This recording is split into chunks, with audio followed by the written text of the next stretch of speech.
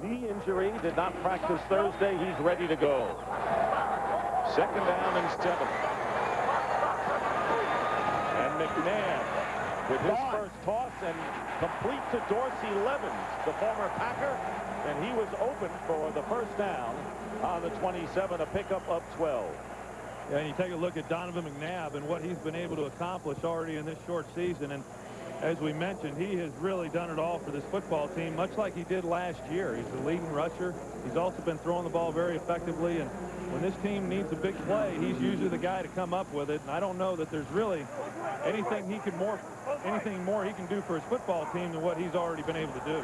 Andy Reid's Eagles trying to go to 4-2 on the year, and the screen pass to Deuce Staley, and Staley picks up nearly 5. Philadelphia Eagles and the Tampa Bay Buccaneers just getting started here at Veterans Stadium.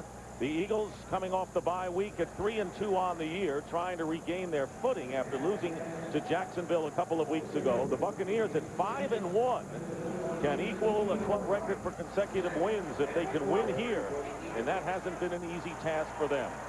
Dick Stockton along with Troy Aikman, Chris Collinsworth, and Pam Oliver with us. Second down and 4. And the quick pass to Pinkston, and he is tackled by Kelly after a gain of 1. And right now, for a game break, let's check in with James Brown in Los Angeles. JB. Hey, Dick, San Francisco was trying desperately to get back into the contest against the New Orleans Saints. Here was the last play of the game here. Garcia hooking it to Kevin Barlow. He doesn't get out of bounds in time to stop the clock. That ends it. The Saints upending San Francisco by 8. Back to Dick, Troy, and Chris. All right, JB, and so the Saints 6-1, and that's where Tampa Bay wants to be, and they'll have to beat the tough Eagle team to get there. McNabb and a leaping catch by Pinkston, and another Philadelphia first down at the 40, and now the ball was not held on by Pinkston, did not have possession, and it'll go as an incomplete pass. So instead of a first down, it'll be 4th down for the Eagles. And that's the second time we've seen Donovan McNabb holding on to the ball and making the defender overrun the play. That time, Todd Pinkston just dropped it.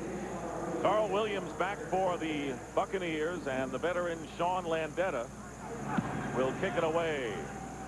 Eagles have 2 of the best kickers in the NFL, and here is Williams inside the 20 with a burst of speed, and Carl Williams tackled at about the 33-yard line by Sean Barber. So nearly 3 minutes gone by in the first quarter, and the Tampa Bay Buccaneers on offense, and this group will have to do a pretty good job of protecting Brad Johnson. Michael Pittman and Mike Allstott, a contrast in the backs up front. Keyshawn Johnson, Keenan McCardell are the wide receivers, and Ken Tilger is the tight end. Buccaneers and Brad Johnson not quite getting the feel yet for John Gruden's offense, but they feel they're getting there. From the 34, first down, and chasing Johnson, and the pass is incomplete. He's trying to go to Mike Allstott, and he is out of bounds, bringing up second down and 10. The Philadelphia Eagles defense, and they're not that far behind the Buccaneers. Hugh Douglas, their main pass rusher. Corey Simon returns to the starting lineup after missing 2 games. Levon Kirkland, taken out of the Jacksonville game, returns as the starter at middle linebacker, and an excellent group of defensive backs. Second and 10 for the Buccaneers. Gone. And the swing pass to Allstott, and the ball is jarred away, and chasing it, and the Eagles will pick it up. Barry Gardner has it. So the officials rule that it was a completed pass to Allstott, who fumbled it, and Gardner will give the Eagles tremendous field position inside the 20. Well, for Mike Allstott, this has always been the knock against him. His inability to hold on to the football. He's fumbled the ball in so many key situations here early in the ball game against a defense like the Philadelphia Eagles. It just kills your football team. This likely is going to be one of those 17-10 kind of games. You just can't give Donovan McNabb and the Philadelphia Eagles this kind of field position early on. Well, obviously, that's the last thing that the Tampa Bay Buccaneers wanted to have happen to them. You saw in their first 2 offensive plays, they wanted to be conservative. I'm a little surprised that they did not come out, run the ball the first 2 downs. They know how critical it is to stay out of long down situations. That's part of the reason why they threw such short patterns. And then they get the turnover here. This play here is going to be challenged, however. Yeah, John Gruden is going to challenge this one, and that's a smart move. It was Bobby Taylor who put the hit on Mike Allstott, forcing the fumble. And you're going to challenge anything, I would think, Chris, when the Eagles will have a first down inside the 14. All right, now if you catch the football, you have to get both feet down and then make another move related to football.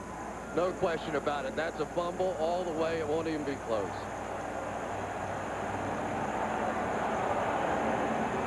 Once he gets his hands on the ball, 2 feet down, now makes a move, and the ball is knocked out of his hands. And the worst thing for John Gruden is that he loses a timeout, Troy. So it's a wise challenge, even though it looks, from all the replays, as if Allstott did indeed fumble. Yeah, it looks like he did, in fact, fumble. And if that happened, then you're right. He'll lose a timeout, which right now is the least of his concerns as opposed to trying to get the football back. But I think what we're going to see today is 2 outstanding defensive football teams, and it's really going to come down to which offense is able to control the line of scrimmage and not make the bad plays. I mean, it's a game of field position. Anytime you got 2 teams that are matched up like this, Tampa Bay had an opportunity right there after the kickoff return or the punt return with good field position. Now they give it right back because of the turnover. The Philadelphia Eagles are sitting here real well. And the referee, Ron Winter, taking a long look at this. And, of course, now, Chris, this puts in jeopardy the Tampa Bay Buccaneers' enviable statistic. They have not allowed an offensive touchdown on the road all year. But Ron Winters will give us his verdict. Andy Reid and John Gruden, who were assistant coaches in Green Bay for several years in the early 90s, respect and know each other very well. Here's Winters. After review, the receiver possessed the ball, had 2 feet down. The third foot was coming to the ground. The ball was knocked loose by the defender. That's a catch and a fumble. The ball belongs to Philadelphia, first down. Tampa Bay is charged with a timeout. And the issue Mike Allstott always has is that elbow has a tendency to fly out when he's going to make a move. And it gives the defenders a chance to punch the football out. You can see how strong he is. He's a big, huge, physical guy. But anytime that elbow flies out, it allows the defender to come in and simply punch it right through the gap. So the Eagles, with a big defensive play, have the ball on the Bucs 14. First down, Deuce Staley for a couple up the middle. It is very hard to score on this Tampa Bay team, but they have their backs to their proverbial wall here early in this game. Well, there's no question, and this is going to be the challenge now for this Eagles offense, is if, with great field position, if they're able to take the ball into the end zone and get a touchdown. Obviously, right now, Tampa Bay defensively, the only thing they're wanting to get out of this is a field goal. And that would be a win for the Tampa Bay defense, without question. Second down and 9. Swing pass to Dorsey Levens. And Levens trying to break the tackle of Rondé Barber and picking up 5 yards in the process, bringing up third down and long. One of the problems when you play the Tampa Bay defense is that you just have to do things faster than you're normally doing them. You see McNabb getting back in the pocket. They're doing a nice job maintaining their lanes, coming straight up the field against them, but they're forced to throw the ball out of there a little bit quicker than what they're used to. If there's such a thing as a big third down play early in the game, this would be it. And the Buccaneers packing the line, and the quick pass is deflected, trying to get it to Todd Pinkston, but it was deflected by Simeon Rice, and bringing up fourth down, and the Eagles will have to settle for 3. Yeah, and that's not surprising at all. You watch 97, Simeon Rice right there. He's a big, lanky guy, defensive end, and he's done a great job all season long of being able to get his hands on balls. That's actually his 8th pass that's been defense. He's even got an interception on the season. He's done a great job of putting himself around the football. David Akers attempting a 30-yard field goal. And Akers' kick is good, and the Eagles will take a 3-0 lead.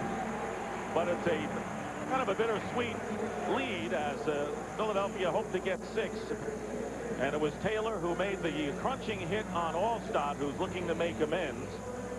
So early here in this first quarter, the Eagles on Akers field goal leading 3-0. Well, October's magical matchups continue tonight with Game 2 of the World Series in Anaheim. The Giants will try to take a 2-0 lead when they send Russ Ortiz to the mound, while the Angels try to even the series as they counter with Kevin Appier. The World Series continues tonight on Fox. Game 2 at 7:30 p.m. Eastern, 4:30 p.m. Pacific. Joe Buck and Tim McCarver are out in Anaheim for Game 2. Now, I know from watching the broadcast last night that you're not allowed to show the rally monkey until the 6th inning. Is that right? That's the rule. But Troy brought his rally monkey today. He's a big Angels fan. And so does that mean what, till like the middle of the 3rd quarter, or how would that go? Well, I've given a lot of thought to this, and I think that the rally monkey makes its appearance in the 4th quarter. Right. What I think is only appropriate, I think to me that equates to the 7th inning in baseball, and they need the rally monkey today. All right. There's the Eagles scoring drive. Akers' 30-yard field goal giving Philadelphia the lead, and he'll be kicking off. Aaron Stecker and Dwight Smith go back deep for the Buccaneers. Dwight Smith turns the corner, and Dwight Smith gets an extra 17 yards and goes out of bounds after a terrific return. And right now for a game break, once again, here's JB, James Brown. Hey, Dick, Miami had beaten Buffalo 4 straight, but Buffalo's defense for 6 turnovers, and then Drew Bledsoe having an outstanding year, hooks up with Eric Moe, 70 yards to pay dirt, and it was Buffalo upending Miami by 13. Back to Dick, Troy, and Chris. Now, I thought Jimmy Johnson said that Ray Lucas was going to be huge today and have a big ball game against Buffalo. I guess Jimmy was wrong, huh? You are what your record is. 1st and 10 at the 32-yard line, and here is Allstott. Allstott coming off a big game last week for the Bucs when he gained 126 yards and scored 2 touchdowns. He gets 3 yards with Barry Gardner, the middle linebacker, making the tackle. And this was Allstott's fine outing last week.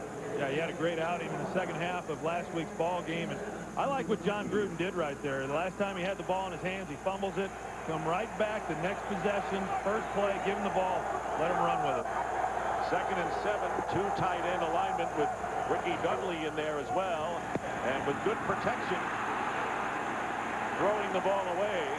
You can protect for only so long, as Paul Grasmanis and Corey Simon finally got to Brad Johnson. And they are so happy to have Corey Simon, number 90, back in the lineup again, working on this pass rush for Brad Johnson. A very dangerous situation. Paul Grasmanis literally falls right on the back of his knees and ankles, but that's the kind of pressure that Brad Johnson has been under all season long. Hugh Douglas out the last 2 plays has come in for the pass rush on 3rd and 7. Nearly falling down as he goes back is Brad Johnson, and he completes the pass to Joe Juravicius, the former New York Giant, and the reliable 3rd down receiver gives the Buccaneers a 13-yard gain and a 1st down close to midfield. Well, the one thing John Gruden did not want this team to get into was 3rd and long situations, but you see here Brad Johnson does a great job of sliding, giving himself some room, finding Joe Juravicius, and Joe Juravicius is a big, strong guy. He's with the Giants last year. He's got some real ability, had a good year last year, and you see right there, you know, nothing exceptional as far as the route running, but because of his size, he gives Brad Johnson a big target to throw the football. And he did a good job of beating Ike Reese to the middle of the field. 1st down, and the first carry of the day for Michael Pittman, and he picks up 2 yards and getting to midfield. Hugh Douglas and Brandon Whiting on the tackle. Pittman on the receiving end had a big play last week for the Buccaneers, gaining 64 yards on the first possession. And we were talking with John Gruden last night and saying, you know, the running back controversy, Allstott, Pittman, everything going on. He said, hey, all these guys have their own football cards. They all have their own incentive clauses. They all want the ball, but we're going to try and mix it up a little bit. Second down and 8, and the pitch going to Pittman. And Pittman drives his way into Eagle territory, picking up 3 yards. Carlos Emmons making the tackle. It'll be third down. And Mike Pittman, that really is what I expected him to come out and do in the first series. Instead, they got the ball there to Mike Allstott, but Michael Pittman is a very strong, powerful runner. He can do a lot of things. He's got great speed. I really feel like he's going to get a heavy dose of the carries in this ball game. Third down and 5 on the Eagle 47. McCardell going in motion to the right. He's covered well. And they're trying to get it to Keyshawn Johnson, but the nickel cornerback, Al Harris, was with him all the way. There was some contact, but incidental as it is.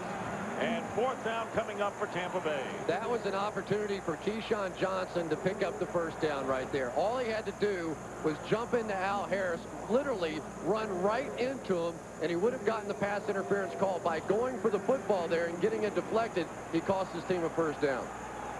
Tom Tupa. And the penalty flags are down.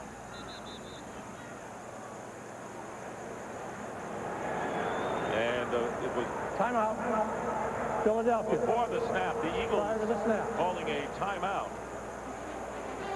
And Andy Reid's probably wondering why the timeout was called. We'll be right back.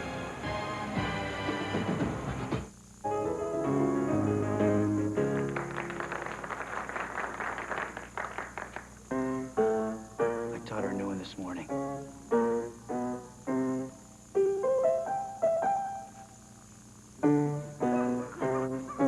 Want to get away? Now you can. Fly Southwest Airlines for just $39 to $99 each way when you purchase by October 24th. You are now free to move about the country. My family got a digital camera for Christmas, and we took all the pictures of everybody unwrapping gifts and, you know, holding up sweaters and everything. And my dad has a PC, and he plugs the camera in, and it comes up, and it's like, ah!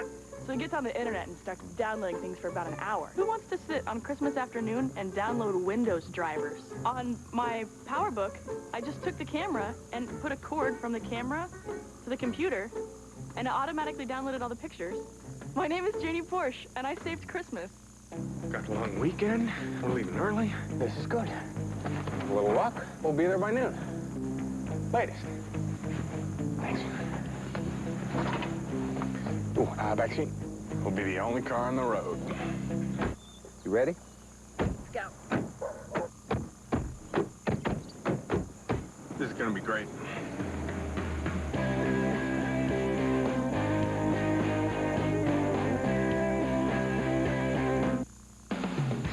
Fox NFL Sunday is brought to you by Southwest Airlines, proud sponsor of the NFL and official airline of Super Bowl 37. You take a look at that last play, and Brad Johnson on the right-hand side, and he's looking to his right. He comes back to Keyshawn, who was his third receiver. Chris was right. If Keyshawn goes up, he may get the pass interference, but if Brad gets the ball down the field, it could have been a touchdown. Tom Tupa looking to keep the ball inside the 20. The fair catch called for, and the Buccaneers will down it at the 5-yard line. Dwight Smith with a terrific play for the Tampa Bay coverage team. And the Eagles will have a long way to go when we come back to Philadelphia. Dude, I haven't seen him. He was supposed to be here an hour ago. Can anyone here play the bass? Oh. Is there a bass player in the house?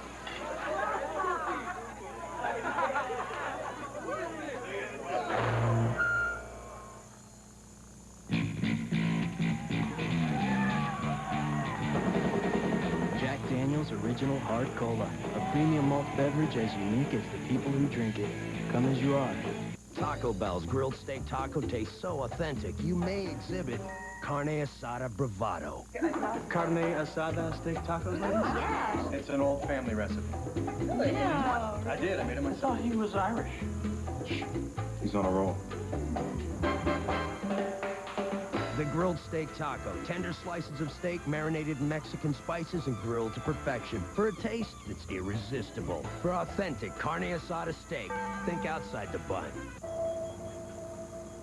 Siegfried, hurry up. I'm hungry. You are not going to believe what I'm looking at. Got any gummy bears? Whatever on the shelf there, Chief. Can't even tell you. You don't have to tell her. You can show her. It's PCS Vision from Sprint. They built the largest all PCS enhanced nationwide network. So now your phone can do more than ever. And I can send it to her. That's unreal. That'd be my word for it. Introducing PCS Vision from Sprint. Clearly, a whole new way to look at wireless. Fox NFL Sunday is brought to you by Volkswagen. On the road of life, there are passengers and there are drivers. By Visa, it's everywhere NFL fans want to be. By Sprint, introducing PCS Vision. Clearly a whole new way to look at wireless. And by Enterprise Rent-A-Car. We'll pick you up. Center City, Philadelphia. That's Broad Street, and the Eagles have a not-so-broad 3-0 lead here in the first quarter as they start from the 5-yard line. Hand off to Deuce Staley, and a good run out of trouble for Staley, picking up 7. Well, John Welborn now in there at guard right here, doing a pretty nice job against Warren Sapp. Warren Sapp gets so wide in that technique. You always think he's coming up the field. That time, the inside stunt, and Welborn just simply ran him right past the hole, and Deuce Staley did a nice job finding it. And you might add, the last 2 meetings that these two teams have had, John Welborn's done a very nice job against Warren Sapp. Second down and 3. Dorsey Levin's in there, but it's a pass to Thrash, and he reverses direction and gets the first down plus. So it's Brian Kelly who got left in his tracks by James Thrash, who ends up with a 12-yard gain. James Thrash in his second season in this offense, which has allowed him to play with a lot more confidence and aggressiveness. You see the move that he makes right there on Brian Kelly. He's an exceptional athlete, one of the hardest working guys on the football team, and does a nice job there. 4 touchdown catches for Thrash, and the handoff is to Cecil Martin, and Martin will lose a yard on first down as we check in once again with James Brown for a game break. Hey, Dick, to show you how overtime was forced between Chicago and Detroit, Jason Hansen, with 5 seconds left, boosts that 24-yarder. Detroit has the ball now at midfield NOT. Out of the eye, the deep back, Amon Green against Washington, bursts 24 yards to pay dirt. Green Bay on top of Washington by 4. Back to Dick, Troy, and Chris. Well, it was Troy last week who thought that Amon Green is the best running back in the league right now and showed why. And the pass thrown out of bounds. Good pass rush on McNabb on second down and 10 with Ellis Wims putting the pressure on. Very versatile and deep defensive line for Tampa Bay. That's Monty Kiffin, who was rewarded on Friday with a new contract extension, keeping everything intact. And I think we're seeing a little different style out of Monty Kiffin this year. A little more on the blitzing, a little more man coverage. This looks like maybe he trusts these quarterbacks a little bit more this year than he has in the past. Eagles bring in Brian Westbrook, their rookie from Villanova, impressive in preseason. McNabb looking to get away, and it's knocked down. And the fumble, and the Buccaneers pick it up, and it's Derek Brooks. That's his 4th touchdown of the year. 3 on interceptions, this one on a fumble recovery. And the Tampa Bay defense making an impact here in the first quarter. They don't even need an offense, Troy. They just win games by themselves. They've scored more touchdowns defensively than they've given up as a defense. This is unbelievable. Simeon Rice going against Trey Thomas. He had the same sack last season in the playoff. Donovan tries to buy more time. Simeon comes in, tomahawks the ball out of his hands, and they get it back to Derek Brooks. And another touchdown for Derek Brooks, his 4th of the year. And how about Simeon Rice, who played on the same high school at Mount Carmel in Illinois in Chicago as Gramatica kicks the extra point, setting it up for Derek Brooks. So Simeon Rice knocking the ball away from his little brother, as he calls Donovan McNabb, and the Buccaneers defense gives them a 7-3 lead. I am Emmitt Smith. I'm Emmitt Smith. I'm Emmitt Smith. I am Emmitt Smith. I am Emmitt Smith. No, really, I am. Worried that the you shopping online isn't really you? That's why there's Verified by Visa, a security service that helps protect Visa cards from unauthorized online use with a personal password. This service is only available on select Visa cards issued by participating financial institutions. I am Emmett Smith. Please. To learn more and to check if your card is eligible for this service, go to visa.com/verified. Try the NFL XL deal from Pizza Hut and Pepsi. Get a free 2-liter Pepsi when you buy an extra large pizza for only $8.99. Only available this season on Sundays and Mondays, so call today. Only at Pizza Hut. You make the call. We'll deliver the deal. Why do I rent from Enterprise? For more cargo room. More people room. Or more headroom. Enterprise. So easy, it's like having a second car. Or third. Pick Enterprise. We'll pick you up. In one day, school is back in session. Stay out of my home life, Mr. Sennett. And all hell is about to break loose. It is never up to a teacher to conceal the truth. The new season of Boston Public premieres at 8/7 Central tomorrow on Fox. Former high school teammates, Donovan McNabb was a sophomore at Mount Carmel High School in Chicago, and Simeon Rice was a senior.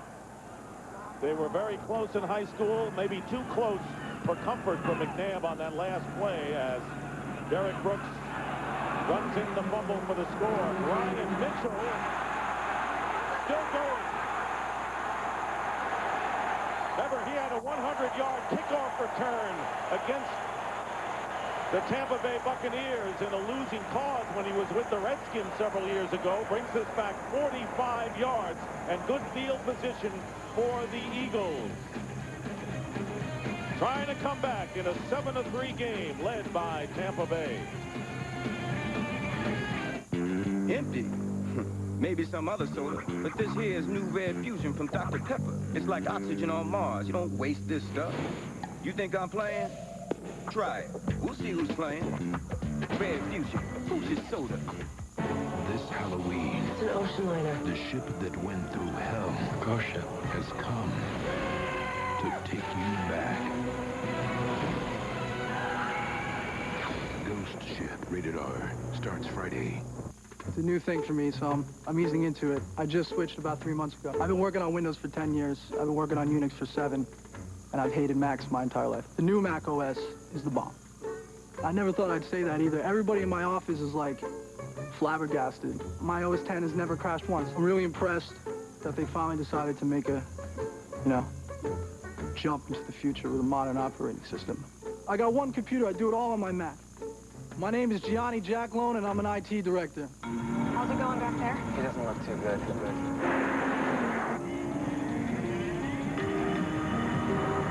Right or left? Right. Look at me. Hold on, buddy. Hold on.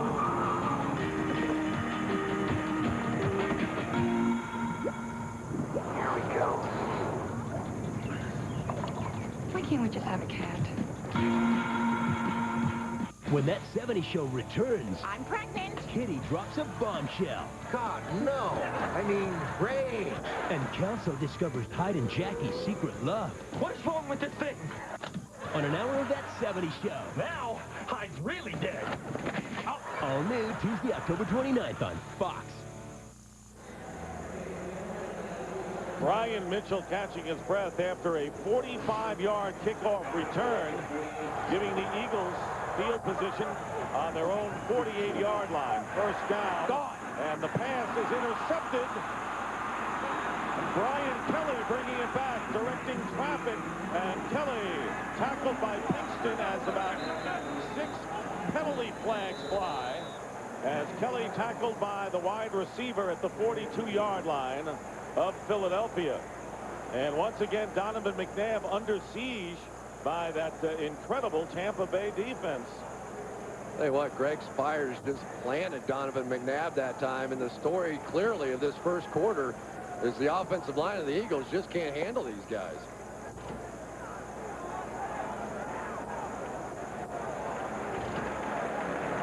Well, we talked about it coming into the ball game, how important it was going to be for this offensive line of the Eagles to play well, and 19 sacks, not all of them the offensive line's fault, but you take a look here, Greg Spire's coming off the edge. Donovan is looking for Chad Lewis to run a corner route. He gets pounded just as he's getting rid of the football. Just so everybody knows, this penalty is going against Tampa Bay, but it was on the run back, so they will retain possession of the football. It was an illegal block. And here it is. The illegal block. On interception returns, you're not allowed to block below the waist. Good call by the officials. So Brian Kelly with the interception, and then giving up the yardage back to the 37-yard line of Tampa Bay. And now Brad Johnson calls a timeout, so counting the challenge that went by the boards earlier by John Gruden, the Tampa Bay Buccaneers have only one timeout remaining.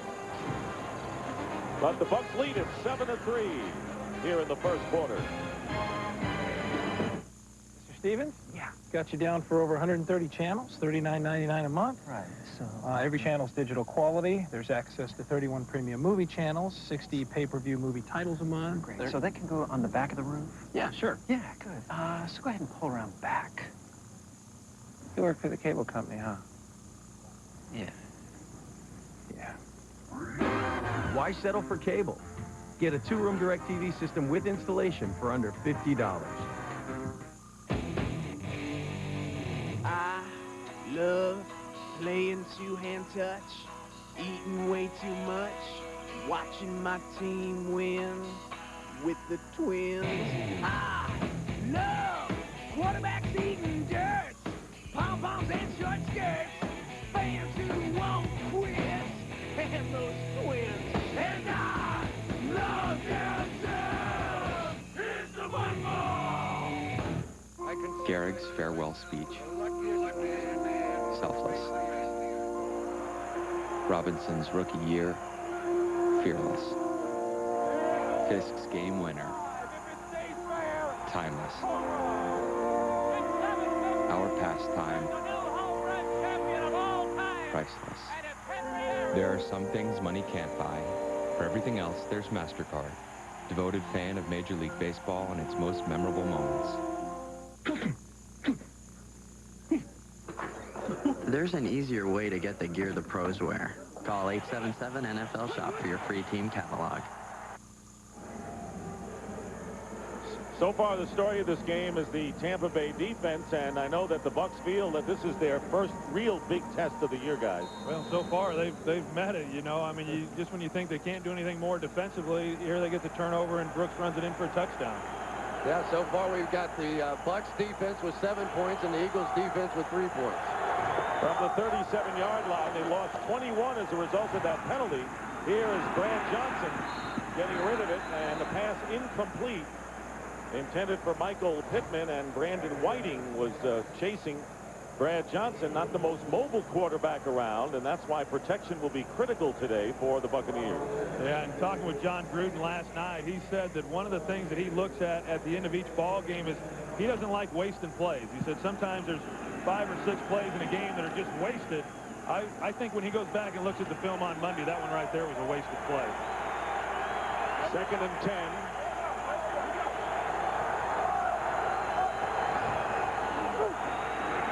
Here Douglas putting on the rush. The pass to Allstott. And Allstott is wrestled down. But a loss of 2 yards on the play. Darwin Walker. Well, I tell you what, this is the second game in a row we've watched that Hugh Douglas has just been a nightmare. Here he's a nightmare because nobody blocked him. I guess Mike Allstott sort of kind of tried, but they had the screen on over here. But in the game we saw against Jacksonville, he was unblockable. Then Carlos Emmons came in and disrupted the play enough for everybody to come on and make a game tackle. Well, this is what John Gruden didn't want to see. 3rd down and long. 3rd and 12. Jim Johnson's defense blitzing, and they're coming on. And the pass caught by McCardell, but it'll be way, way short of a first down. Blaine Bishop coming in, and they send everyone at different times from different places, and it works for him. Well, that's right. Jim Johnson right there, defensive coordinator. That's why John Gruden didn't want to get into 3rd and long situations. They bring blitzes from all kinds of places, different personnel packages. You see right there, they make them get rid of the football early. Tom Tupa and wobbly kick, and Brian Mitchell returning, and Mitchell turns the corner, and Mitchell again will give the Eagles terrific field position. Todd Yoder making the tackle, a 17-yard punt return for Mitchell. Last time the Eagles had golden field position, they coughed it up on the interception. You know, Troy, this game might come down to which offense makes the fewest mistakes. I mean, really, against both of these defenses, you're not going to get much going on the offensive side. And so far, we've seen that as long as the offense just punts the football, it's a pretty good drive.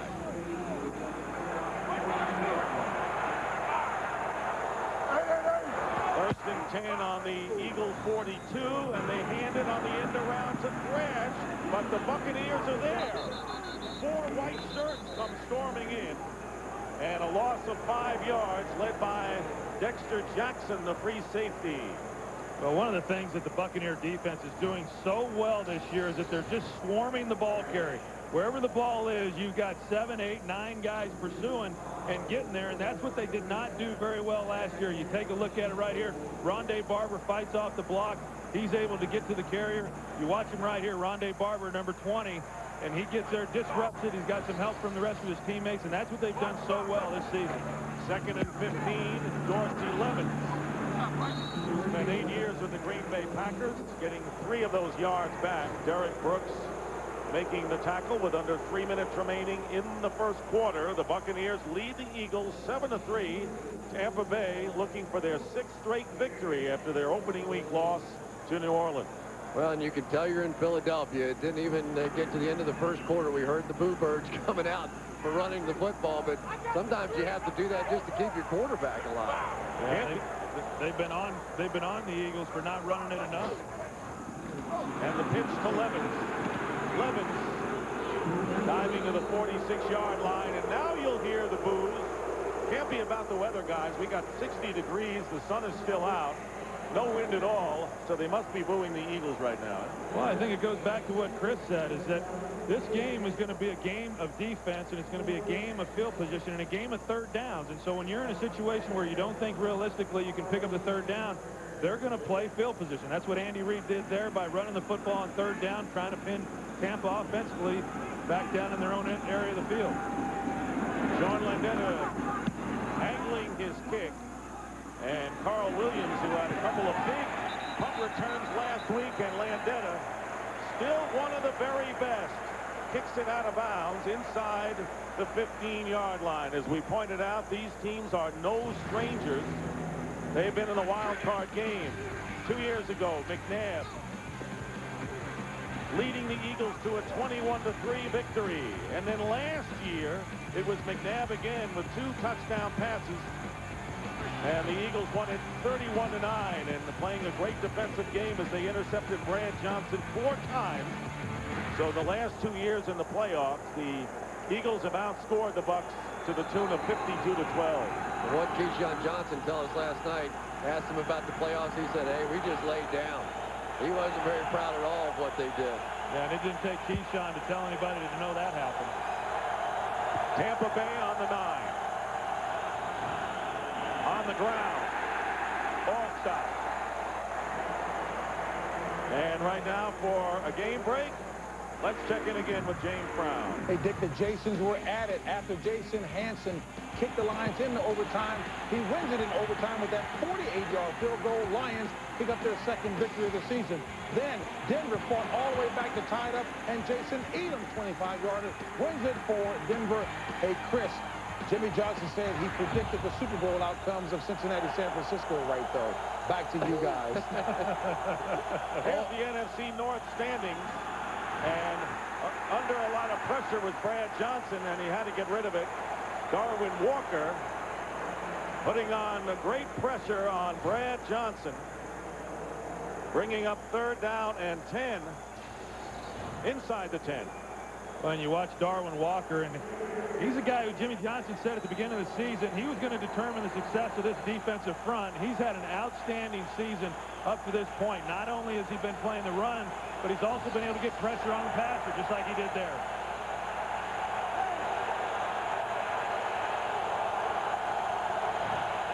And the pitch going to Pittman.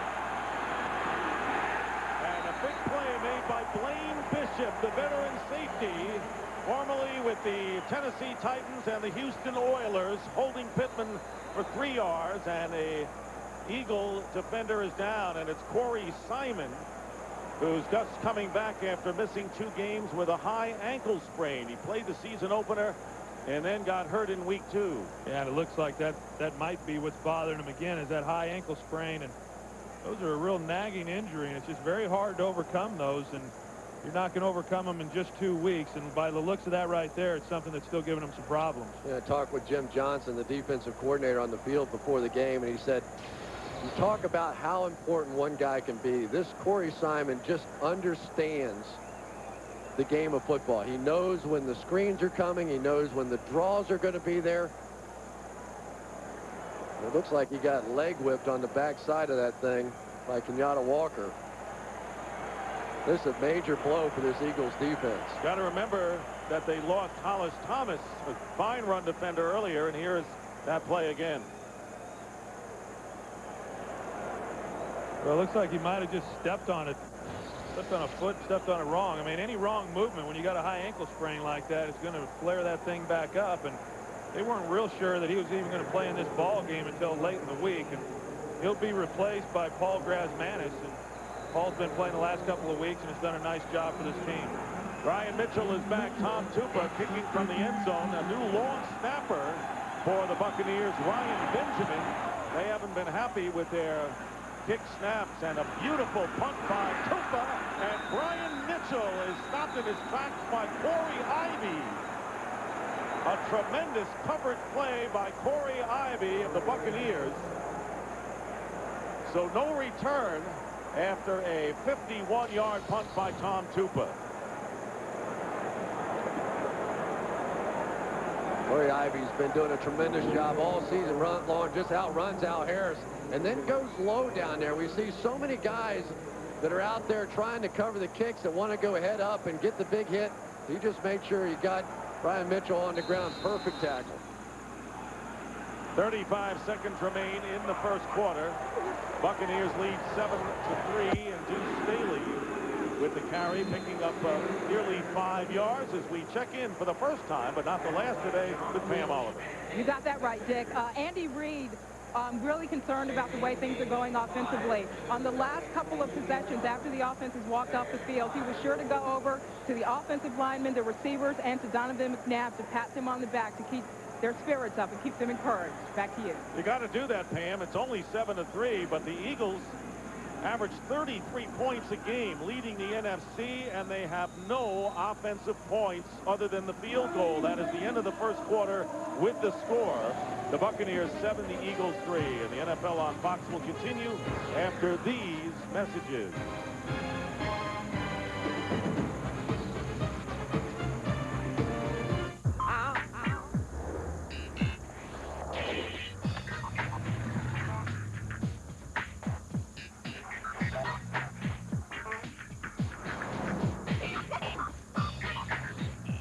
Introducing 3 grilled favorites on 1 sizzling skillet. Chili's new fajita trio. Marinated chicken fajitas, spicy shrimp, and barbecued ribs.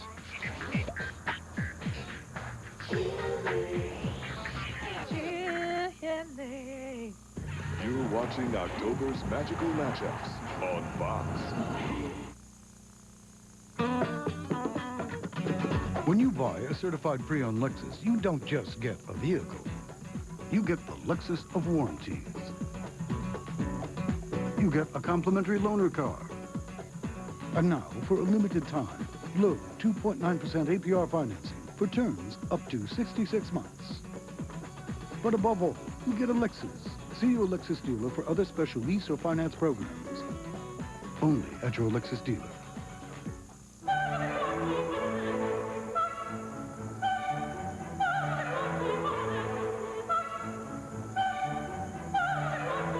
okay here? Really into TVs? Then get into Best Buy. Right now, all TVs $299 and up are on sale. Plus, if you purchase by November 2nd, you'll pay no interest for 12 months. That's interest-free payments on every TV, from digital to plasma, for 1 full year. Sweet. Best Buy. Go ahead. Turn on the fun. Plummer and the Cardinals clash with Owens and the Niners. October's magical matchups next week on Fox. Back at Veterans Stadium in Philadelphia as we start the second quarter. Not too much to talk about yardage-wise, but nothing we didn't anticipate, guys. Well, that's exactly right. And you can throw stats out the window for this game. Both teams knew going against great defensive football teams. They're just playing the field position game at this point. Eagles with a 2nd down and 5 on their 42.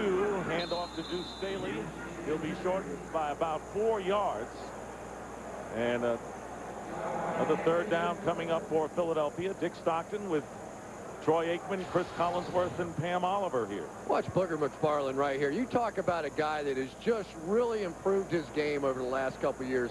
So much more discipline, allows Warren Sapp to run around and make some of the great plays that he does. But he has become the anchor in the middle of that defense. Such a cornerstone now for the Bucs. Donovan McNabb is yet to rush. Dorsey Levens is lined up in the slot on 3rd down, and here is Thrash. And the pass thrown way over his head, covered by Dwight Smith, and the Eagles will have to kick again. Yeah, and boy, Philadelphia had a real opportunity there. Not often against this Tampa Bay defense are you going to get all-out man press across the board, and James Thrash there matched up with Dwight Smith, and they weren't able to take advantage of it. And remember, Dwight Smith was the guy they wanted to go against in the nickel. Carl Williams letting that ball sail over his head, and it sails into the end zone for a touchback. So far, Tampa Bay's defense has been the story of the game. They have held Donovan McNabb at bay. We'll be right back. And now a penalty flag has been tossed up about the 30-yard line.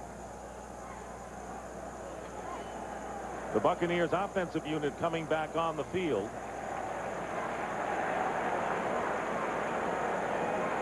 And a hold against Tampa Bay on a ball that was not returned.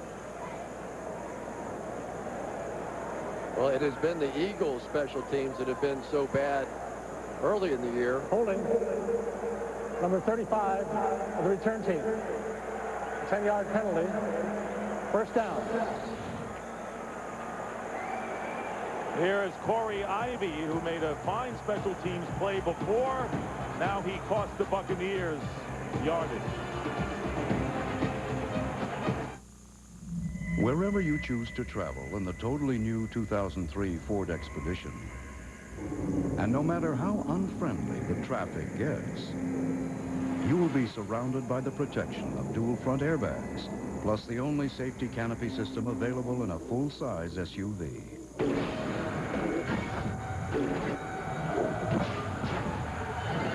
The totally new 2003 Ford Expedition, because safety should have no boundaries.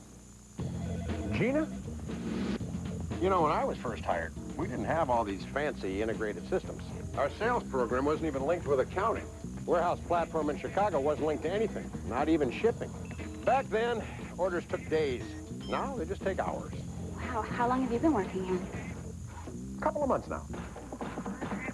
When software quickly connects all your business systems, that's 1 degree of separation. That's business with .NET from Microsoft.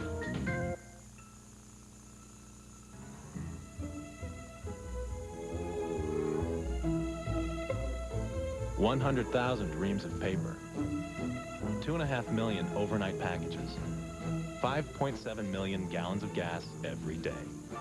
Shouldn't small business get a break for buying in bulk? With Open, the small business network, you can save on the things you already buy when you buy them with the American Express business card. Fox NFL Sunday is brought to you by Ford, No Boundaries, by Miller Lite. Life is best told at a place called Miller Kai. By Microsoft, providing software for the agile business. And by DirecTV, movies, music, and exclusive sports from the leader in digital satellite entertainment.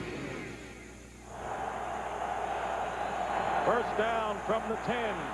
And the pass might have been tipped at the line of scrimmage from Brad Johnson. Corey Simon re-aggravating his high ankle sprain, replaced by Paul Grassmanis at defensive tackle. And Darwin Walker again, he's already gotten pressure on Brad at times, and now he's able to knock that ball there. This has really elevated his game this season. Wasn't a big favorite in this town for a while. Now they love him. 2nd and 10. And Johnson passing to the tight end, Ken Dilger. And Dilger out of bounds. Still needing about 6 yards, though, the Buccaneers, for a first down.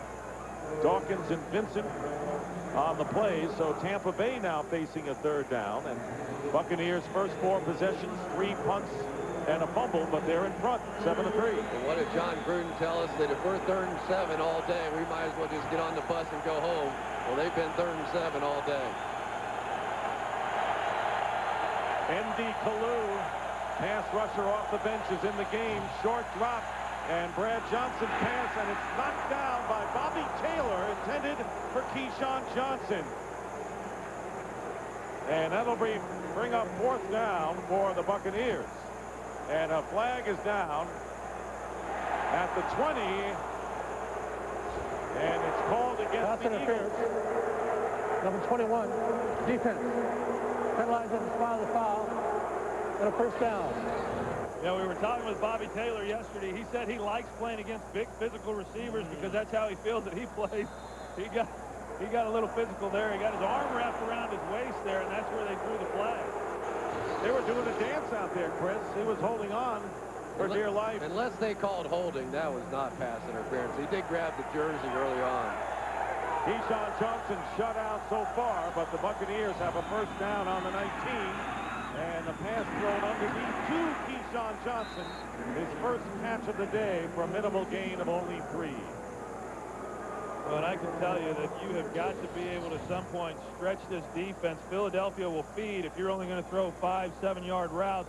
And you watch Brad Johnson, he is looking for Keyshawn Johnson most of the time. That's his first choice where he wants to go with the football. Keyshawn Johnson running the drag route right there. But you can feel right now this Eagle defense starting to collapse a little bit because of the fact that the Bucs offense has not been able to spread them out. 2nd down and 6. Big handoff to Pittman, and the pass to Keyshawn Johnson, and Johnson holds on for the first down at the 40-yard line. A 17-yard gain, and the longest pass play or running play of the day for the Buccaneers. Well, and that's what I was talking about, is that they're finally able to get the ball down the field, but you watch here the blocking on Hugh Douglas. They've got 2 guys blocking on him there, and Brad's able to get the ball out. Keyshawn Johnson running a square-in route. Brian Dawkins there to defend him, but nice job, Brad, getting rid of the ball on time, and Keyshawn being where he needed to be. Bucs trying to get a better feel for John Gruden's offense. They have a first down on the 39, and the pass to the tight end, Ken Dilger, and he has run out of bounds. Not much they get on that one, just 5 yards, but moving the sticks considering they started from their own 10. I tell you, I've really been impressed with Brad Johnson in this ball game. He is under siege back there. The guy never flinches, though. Gruden telling us last night, let's face it, guys, he's not going to win any punt, pass, and kick competitions. He's not going to beat anybody in the 40-yard dash, but he's tough. He hangs in there. He doesn't make the big mistakes, and that's why he's a starting quarterback for John Gruden. He outperformed all the others in preseason, and he loves to compete. He is John Gruden's kind of quarterback. 2nd and 5, and the pitch to Pittman, and Michael Pittman driving toward the sticks, fumbles the ball.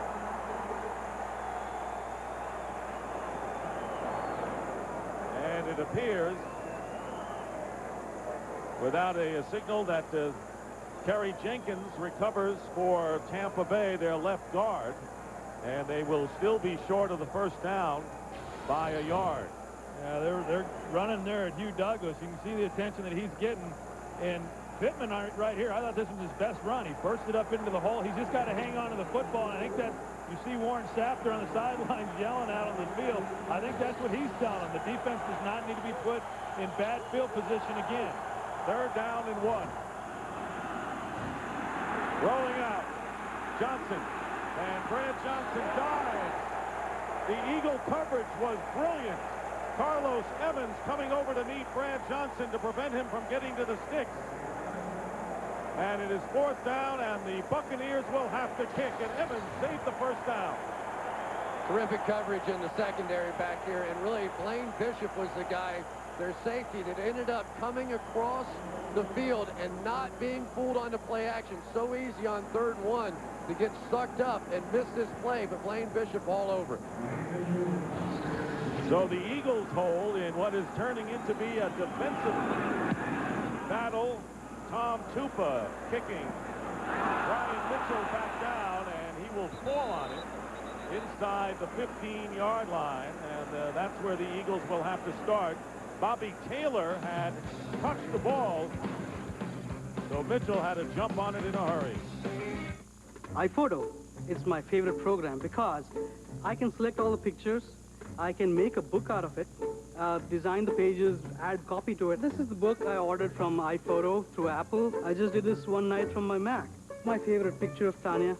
So simple and logical. I don't know why people out there with so many millions of dollars of research can't produce a simple thing like iPhoto, which Apple has done. Nobody does that in the PC world. That's why I switched to Apple. My name is Gautam Godse, and I'm a software projects manager. Danny sets me up on this blind date with this girl, Angela, and I'm thinking she's a little shy. She gets up and starts shaking it right in front of the table. So she says, take me to Vegas. We're having the time of our lives. It's kind of getting hot, kind of getting dirty. She's got this sexy tattoo with a knife piercing a heart. Wait a minute. Angela? Thank you. Yeah. That's my sister. Life is best told over a great-tasting Miller Lite at a place called Miller Time. That's not funny. Agent Alex Scott will be given his most dangerous assignment yet. You're working with a civilian.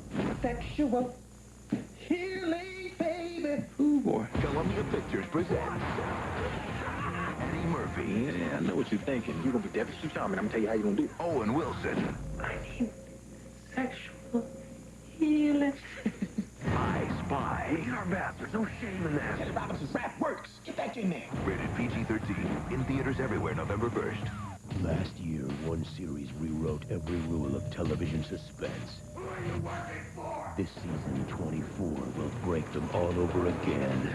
Get out of Los Angeles now. 24, the season premiere. Presented without commercial interruption by Ford. Tuesday, October 29th on Fox. Hugh Douglas coming into the game, leading the Eagles in sacks with 4. And it has been a grueling defensive game already, and we have yet to play 5 minutes of the second quarter. The Bucs lead 7-3 on first down. Donovan McNabb pass tipped away off the hands of Pinkston and then Brian Kelly. Go back and take a look at that last third down play and what happens here. And Keenan McCardell, he's going to come in motion and try to block Hugh Douglas right here. And you see, not a real good attempt. Hugh's going to pursue him. But Brad Johnson right here, I think this is something that John Gruden, when he was at Oakland, he had Rich Gannon. And Rich Gannon, he was able to pick up some of those first downs. And Brad Johnson's just not that kind of player. And then you take a look there at Todd Pinkston, who had an opportunity to pull in a big play. Brian Westbrook is the setback, and his quick pass to Todd Pinkston. And he is hit immediately and down by John Lynch. Lynch with his first tackle of the game. And the Eagles picking up 6 yards. Third down coming up. I tell you what, John Welborn, for a guy who's coming back off of a broken leg and hasn't been playing much, has been doing a terrific job so far against Warren Sapp. We watched him in practice on Friday, and I didn't think he had a shot to play in the ball game. I saw him jog down the field, literally couldn't put one leg in front of the other, and he's out there really fighting Warren Sapp. And in fact, we were told yesterday he would not in fact be playing. But here he is starting. Third down, and McNabb gets clobbered. And it was Derek Brooks who has scored the only touchdown of this game on a fumble return for a score, his 4th touchdown of the season. Take a look at Derek Brooks right there coming up in the middle of your screen, and he's just a heck of a football player, especially when he comes in untouched. And Donovan's not going to be standing much longer if they give up hits like that on him. Sean Landetta kicking it away, and Carl Williams will let it bounce. And Damian Douglas is right there, rolls the Eagle way, and it is down at the 27-yard line. But here are the Eagles, who are the leading scorer in the NFC, and you can see the flag thrown on the field. Held to no touchdowns thus far, and you can see John Gruden says, take it back. We want the punt again. Well, that's really what this game has turned into. An ineligible man downfield on the kick. Number 85 in the offense. A 5-yard penalty. Repeat 4th down. There is Donovan McNabb, normally an easygoing, loose guy, but I don't see any smiles on his face because he has been hit, hurried, sacked, and picked off in this game, and his team is losing 7-3, and that penalty nullifies a brilliant 53-yard punt by Landeta. And just to finish my thought, this is really a battle between these two punters, and when your punter gets off a great kick like that and gets the positive roll, it really hurts your football team now having to drop back and do it all over again, because the Buccaneers should get some great field position.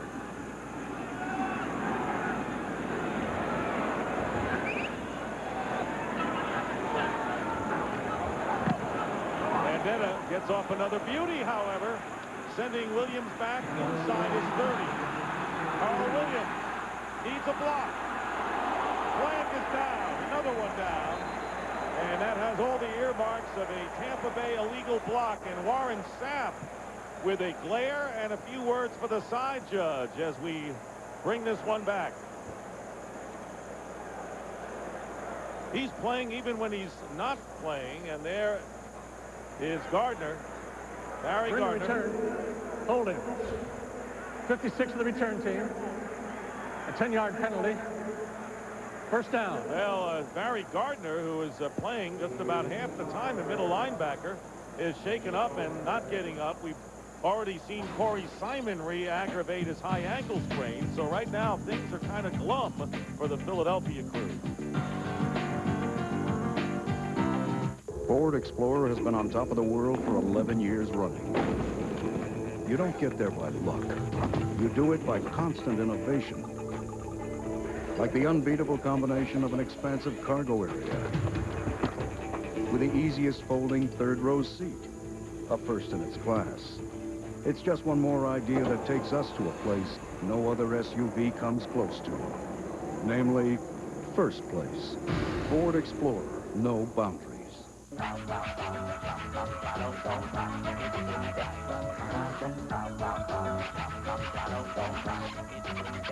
Introducing Dockers, flat front mobile pant. Nice pants.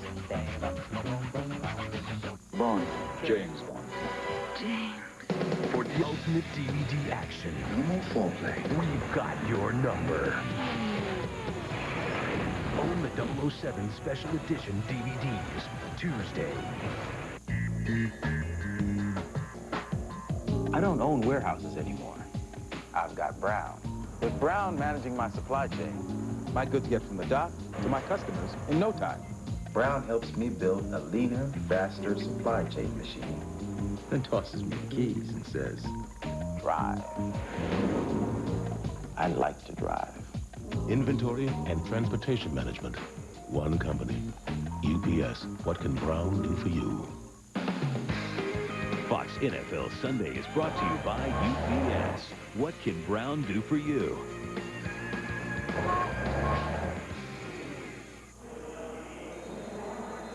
About 9.5 minutes remaining in the first half here at Veterans Stadium. The Buccaneers leading 7-3. Barry Gardner limping on the sidelines. Levon Kirkland, who started the game, back in at middle linebacker.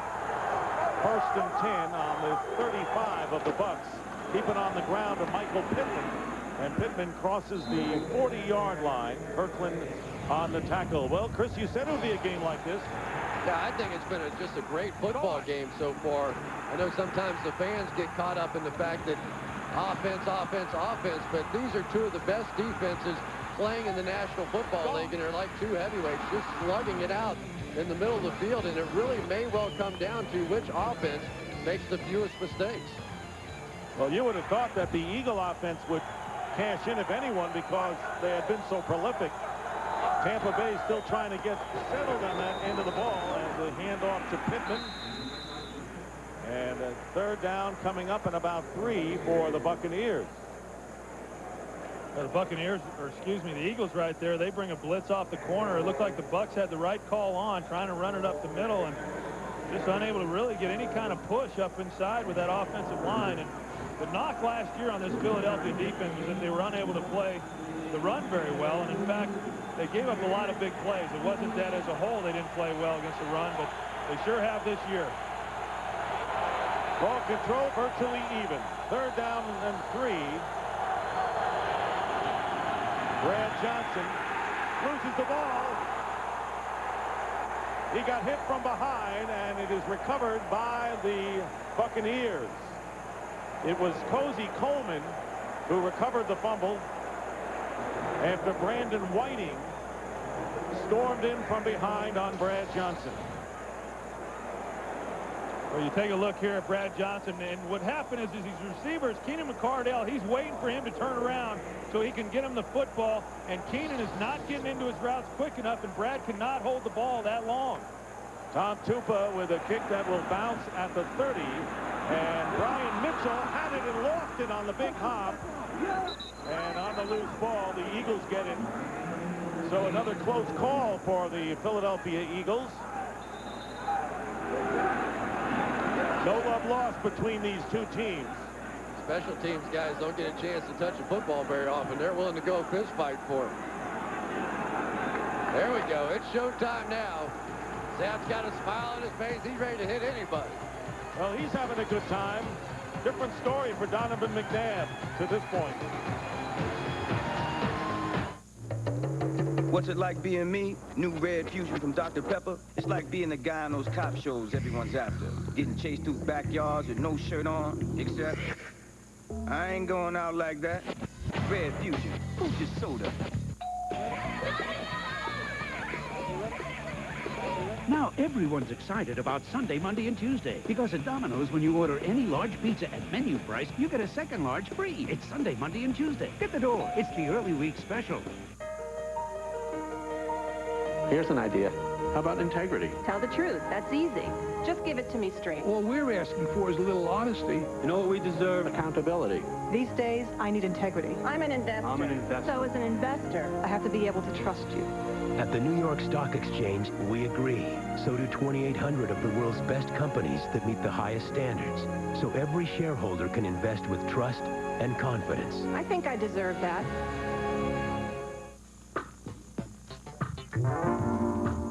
When people first saw the Thunderbird, they flipped. It just evokes something within you. It's clearly just a pure, flat-out emotional connection. You got the sun shining, you got the tunes blaring. I mean, it's really the essence of cool. So long, little bird. Don't pick up any nails. Sinatra would be proud.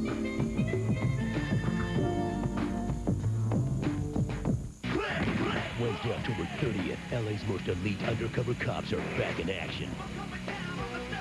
From the director of Charlie's Angels, an all-new Fast Lane.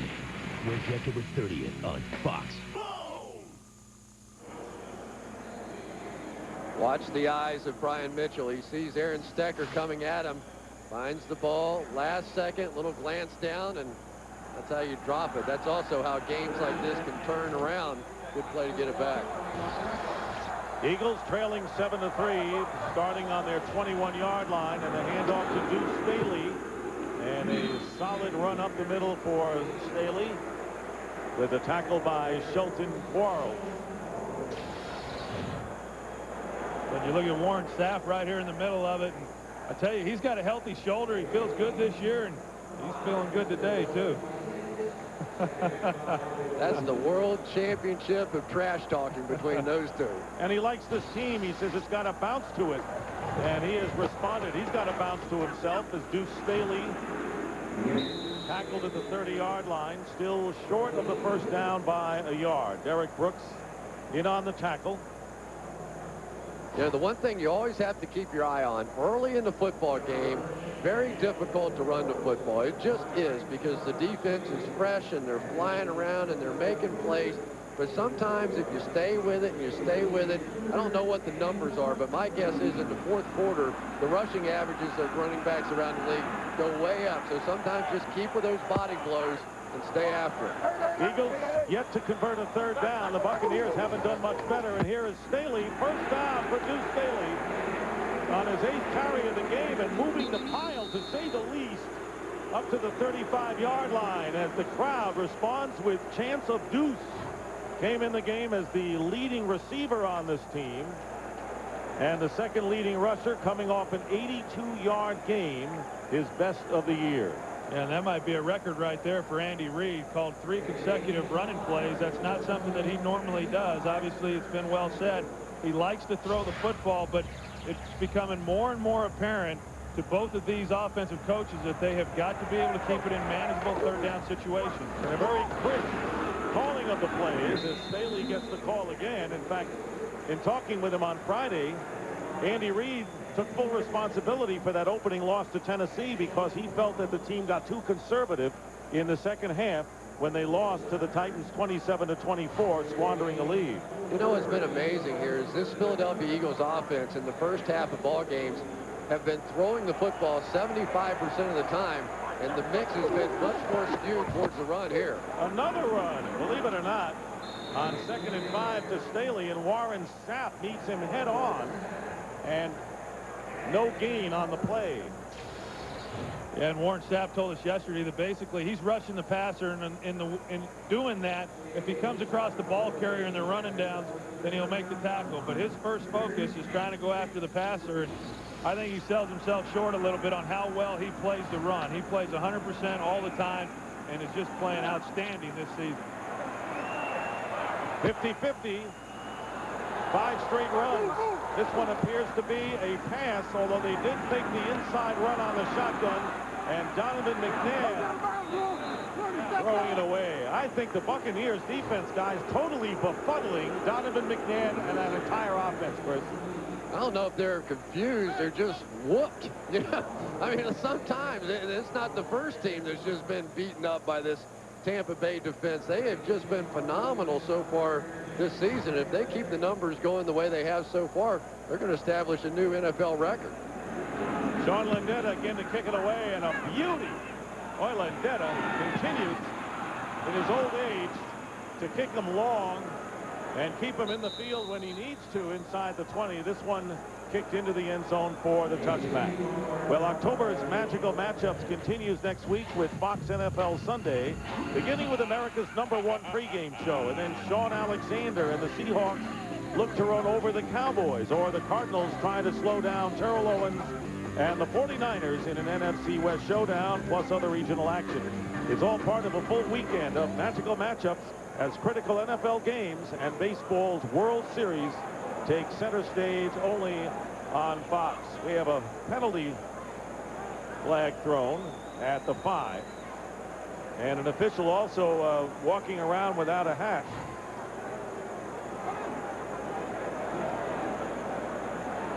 Ron Winter sorts it out. Illegal touching. Number 82 went out of bounds during the kick. When he came back in, he was the first to touch the ball in the end zone. Illegal touch.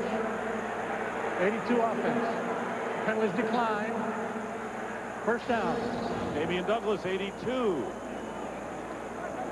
You see him go out of bounds right there. He can't then be the one to touch it, but he is. And that really is a meaningless call, considering that it was in the end zone for a touchback anyway. First down on the 20 for the Bucs. Here comes the pressure, and the pass intended for Dilger, incomplete. Carlos Emmons, one of the 2 Eagles, storming in on Brad Johnson. Yeah, and Carlos Emmons, you're going to see him coming, and number 51 right there. And Brad Johnson has only been sacked 9 times coming into this game, but I can tell you he gets hit probably more than any quarterback in this league, and he does a great job of just getting rid of the football. Jim Johnson dialing up the blitzes, and he can dial them up. 2nd and 10 for Tampa Bay.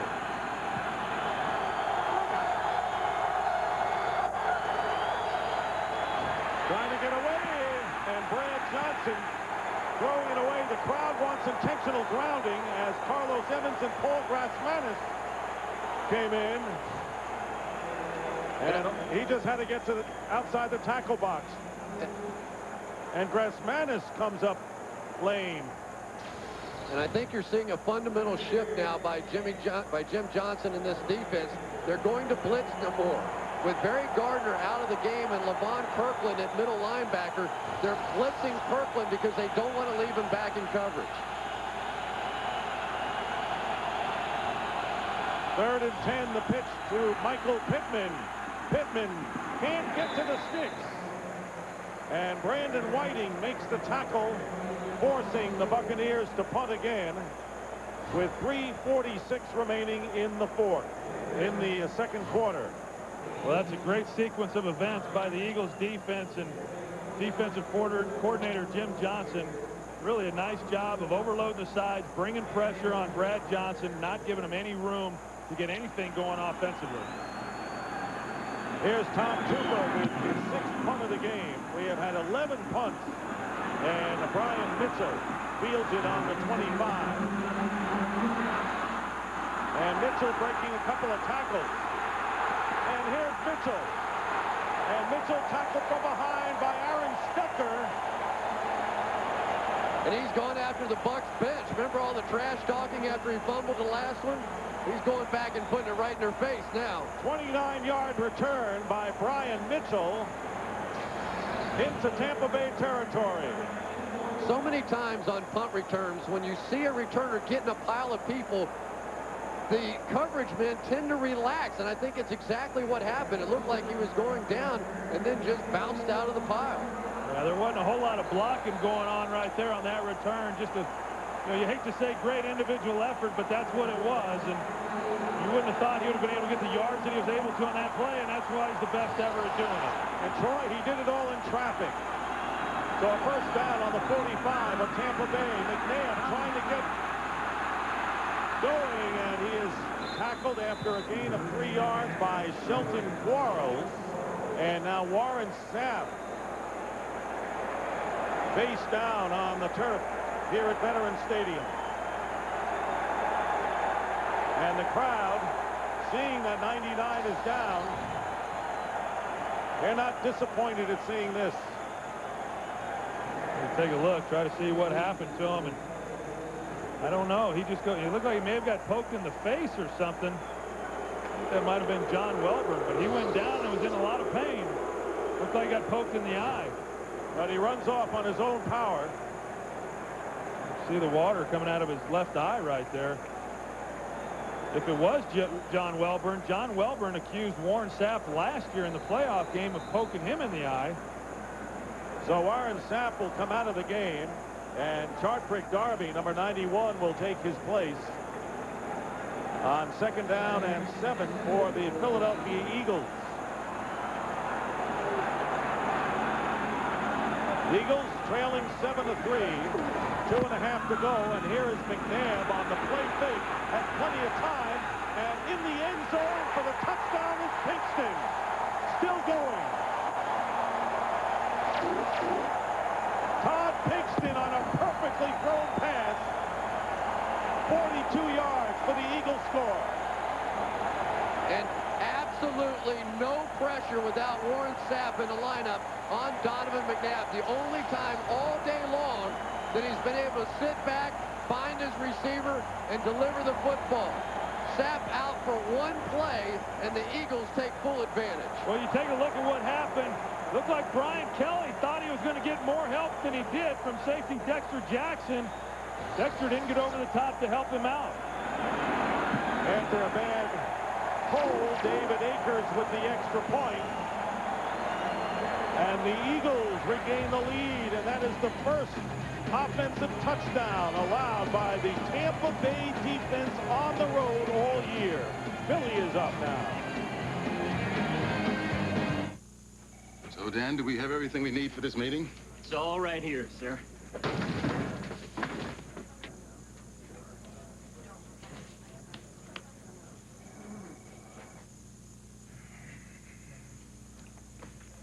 Is your data backup as reliable as it should be? Don't worry, sir. He told me everything. Ours is. Bright Store storage software from Computer Associates. And if the Philadelphia Eagles ever needed a spark plug and a starter of a play, they got it right there. And the first touchdown allowed in the last 14 quarters by the Bucs defense. McNabb to Pinkston. Well, you take a look. Brian Kelly is right here. Dexter Jackson right here, the safety. You're going to see what happens playing cover 2. Brian Kelly lets him go, gets no kind of jam, but because of this receiver running down the middle, it holds Dexter Jackson and allows Pinkston to stay up the sideline, and Donovan makes a great throw to him. He makes a great throw, but Dexter Jackson just blew that one. That's cover 2, way down the field. Really doesn't have that other responsibility. You've got to be able, on a ball thrown that far in the air, to make that play. Akers to kick it off with 2:29 remaining in the first half. And it goes into the end zone and will be run out by Aaron Stecker, who loses the ball. And Tampa Bay keeps it on their side as Jermaine Phillips recovers the loose ball inside the 10-yard line. And the Eagles and their fans were looking for another big opportunity right there. Well, the Philadelphia Eagles have been so bad on special teams this year. And so far we've seen Brian Mitchell's punt return set up that last touchdown. All kinds of opportunities for turnovers in this ballgame. Clearly the Eagles have come out this week and are much more ready to play than they have been. And rookie Michael Lewis, one of the 2 players returning to action along with Rashard Cook, making the big play. From the 9-yard line, in his end zone, the screen to Pittman. And Pittman is tackled by Levon Kirkland after picking up about 5 yards on the play. Well, right now, Tampa Bay offensively is just trying to find anything that will allow themselves to pick up some yardage. Right there, they come back with a screen. They had not shown that. They pick up 5 yards. Now they're in manageable distance, but they've got to be able to move the football out of this position of the field. And we will run down to the 2-minute warning. And remember, the Eagles still have 2 timeouts if they want to use it in hopes of getting it back. Fox NFL Sunday is brought to you by Bud Light. For the great taste that won't fill you up and never lets you down, make it a Bud Light. Every Saturday, I get together and play football with the guys. But this Saturday, I had to take a time out. Hey, Steve, you okay? It's my throat. It's all dry. Hey, mine too. I think I got just what you guys need. Come on. It was a good thing Brad was there. He explained that we were thirsty, and he gave us ice-cold Bud Lights. He told us that by drinking the Bud Light, parched feeling would go away. You know what? He was right. For the great taste that won't fill you up and never lets you down, make it a Bud Light. I'm a Ford truck man. That's all I drive. I ain't got no boundaries. I don't compromise. I'd rather walk 10 miles and beat down on my luck than ride around a block in another kind of pickup truck. If you see me on the highway in a left-hand lane, lost on a back road in a driving rain, up past the timberline where the ride gets rough, ain't no doubt my king of the mountains built Ford tough. Come on, Dad. How much longer? I'm almost done. What are you doing in there? Daddy's doing his business, honey. You're not the only one who needs to use it. Honey? You can't rush these things. Could your house use another computer? Then call 1-800-GATEWAY. We have desktops with LCD flat panel displays and CD burners starting at $6.99 after a $100 mail-in rebate. Notebooks starting at $9.99. And all the cool stuff you need to get the most from your new PC. Gateway, a better way. I'm out of paper. That's Warren Sapp with the hood on top of his head. As Pam Oliver reported that Warren got poked in the eye. Appears to be all right. Came out of the game for the rest of that last series. 2 minutes remaining in this first half. John Gruden, who used to be the offensive coordinator for 3 years in Philadelphia, coming back for the first time as head coach of the Bucs. Yeah, he can't be happy with what's happened here in the first half. They have yet to even reach 100 yards of total offense here in this first half of play. 2nd and 5.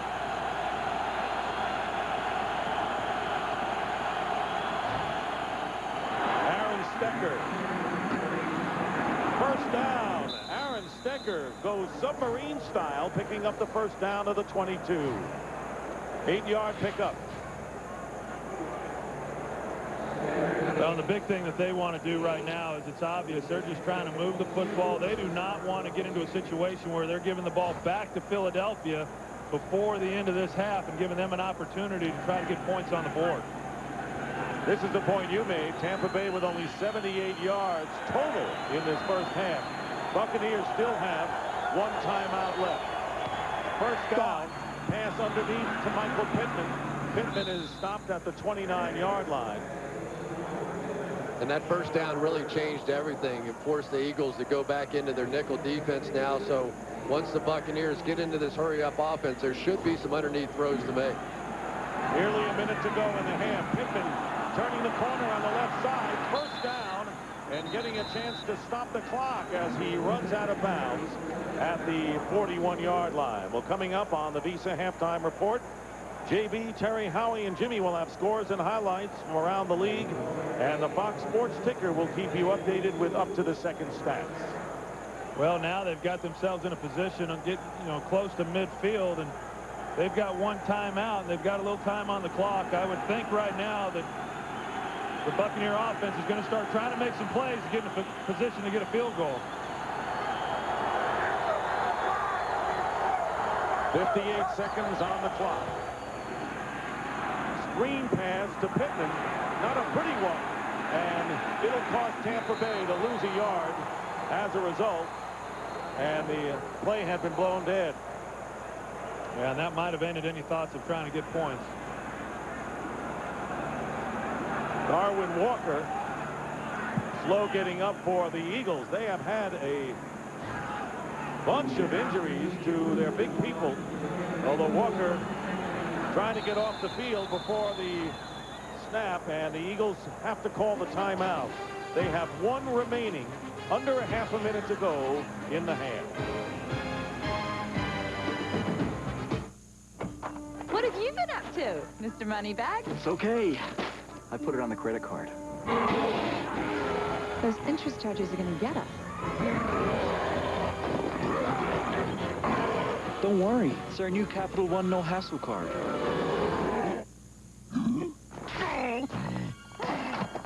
The Capital One No Hassle card has the nation's lowest long-term fixed rates, $0 fraud liability, and no telemarketing. What's in your wallet? This is the last thing Andy Reid wanted to do, is call a timeout on those circumstances, Chris. Oh, but I thought the officials really let Walker lay on the field for a long time before they made a decision to force the Eagles to take a timeout. So they did actually run about 10 seconds off. 26 seconds remaining in the first half.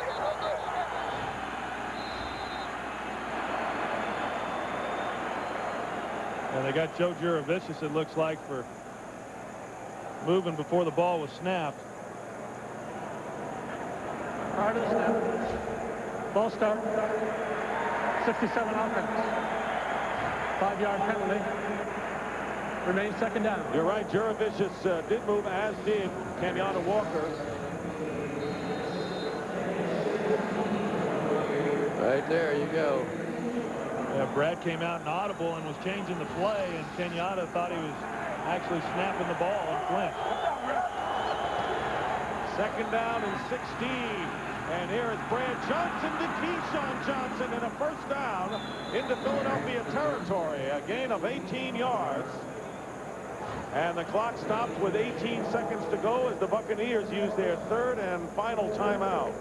Well, they ought to go to that play more often. They ran that earlier in the game, and it's the only play really that they've had any amount of success with. But it's one of the things Brad Johnson does very well. He does a nice job of throwing the in cuts and the out breaking routes, and he's got great anticipation and lays the ball in there. And Keyshawn Johnson, a big physical receiver. And you take a look here at the help that he's getting up front. Joe Juravicius helping out on Hugh Douglas along with Ken Dilger, and that's the kind of attention that Hugh Douglas has been warranting in this ball game.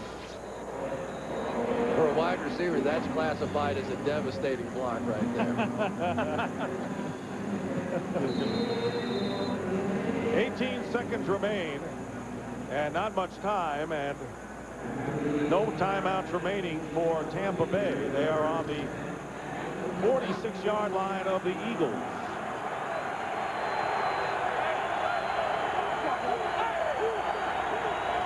That last play was the longest play from scrimmage for Tampa Bay. Flags are down.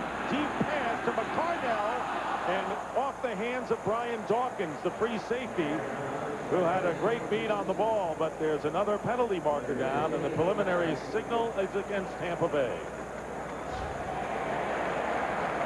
Well, before the motion, the wide receiver never got set, so by the time he went in motion, there was a double motion called and another just blowing opportunity for the Bucs. Yeah, and I can tell you that there's nothing that upsets John Gruden more. Number 88, offense, did not set after the huddle broke, then went in motion. 5-yard penalty. Remains first down. That's tight end Ricky Dudley, who, by the way, is the only member of the Buccaneers who John Gruden has coached before. He was with him in Oakland. The others are new. As I was saying, there's nothing that upsets John Gruden more than when he has careless penalties and mistakes and illegal motions, and he really prides himself on running a pretty efficient offense. First and 15 back in Tampa Bay territory at the 48. And there is Brad Johnson trying to get it to Keyshawn, but the pass sails out of bounds with 6 ticks left. It's been a pretty pathetic effort here in the first half by the Tampa Bay Buccaneers. Don't forget the Bucs' only touchdown coming on a fumble return for a TD. And John Gruden realized this was going to be a tough day, and he said sometimes you just have to check your ego at the door and try and do what's best, but I don't think he expected it to be this bad. But you know, Chris, we all talk about Tampa Bay's vaunted defense, but the Eagles' defense isn't too shabby in their own right. No, and even having said that, Bucs are only down 3 points. Final seconds of the first half. Another penalty. Passes to Michael Pittman at the 38 as time runs out. That's a big penalty, though. If it's on the defense, it gives you a chance to line up and try a field goal. It is on the defense. The signal is offsides against the Philadelphia Eagles after time had run out, so they got another play coming up.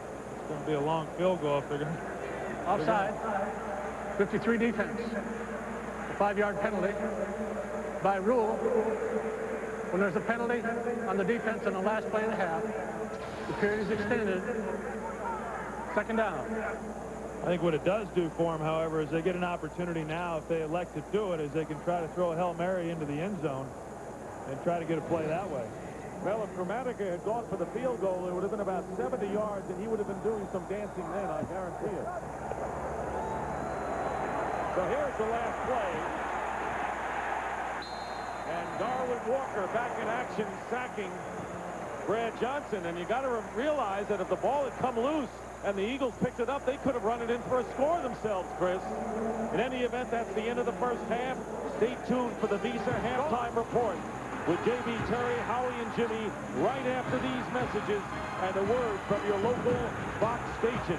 10-7, Philadelphia in front. David E. Kelly has created some of the most memorable television of our generation, I hope you don't confuse me for the kind of lawyer who defends guilty people. tackling our most controversial issues. You can't continue to be a prostitute. It is never up to a teacher to conceal the truth. Fox tomorrow, he continues that tradition Stephen, they're organizing. with the season premiere of Boston Public and the series premiere of Girls Club. I had misgivings about entrusting a murder trial to a 27-year-old.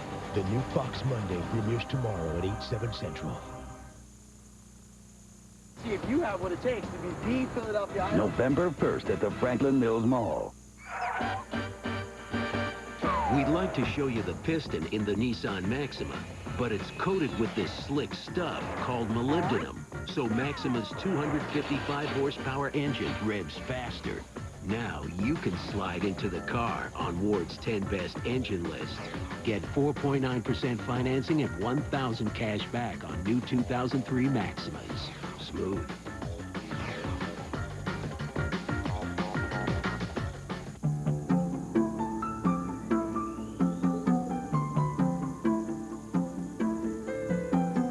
To put your head and heart into every business decision. That's why you're here. To share that responsibility with you every day That's why we're here. Sovereign Bank, online or at your Sovereign Community Banking office.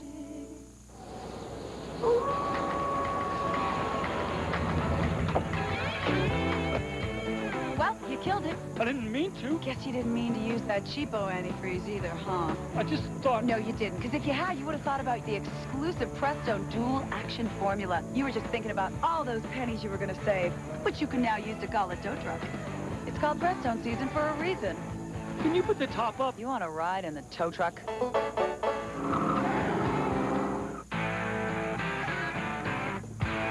Now get Jeep Wrangler for around $16,300. See your Key States Jeep dealer.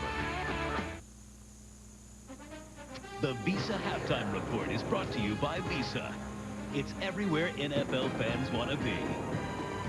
And welcome to those of you watching Washington at Green Bay, Tampa Bay at Philadelphia. And in that first contest, Amon Green doing the job on the ground with 2 touchdowns, pacing the Packers on top of the Redskins 17-6. Bucks, Eagles, good first half. Johnson, 71 yards. McNabb with a touchdown plus an interception. Eagles up by 3. And in that game, linebacker Derek Brooks picked up his 4th touchdown on the season, and you put that in perspective. You got it. Future Hall of Famer, the greatest receiver in the history of the NFL. Jerry Rice, only 2 touchdowns. Randy Moss, only 2. Johnson, well, you can see the rest of that. There it is. San Diego and Oakland, make that Cowboys and Cardinals. It's the Cardinals.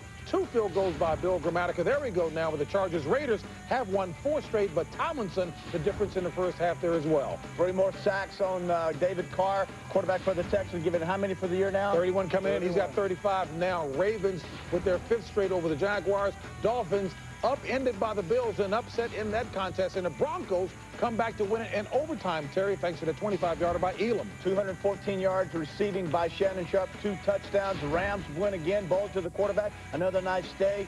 49ers and the Saints, you just saw that. Deuce McAllister running back, 139 yards rushing. And then Michael Vick back for Atlanta. They go up 30-0, doing an awfully good job. Vikings lose another one. Too many interceptions, too many turnovers. And the Lions, there you see it. Field goal, overtime, they win that one over the Chicago Bears. Jason Hansen with the 48-yarder there. All right, folks, now attention for those stations carrying the Washington-Green Bay game. You will take your local break, and then when we come back, some of you will go to local news. Others will come back to hear the Blonde Bomber articulate his way nicely through the highlights. That's right. Good, well put.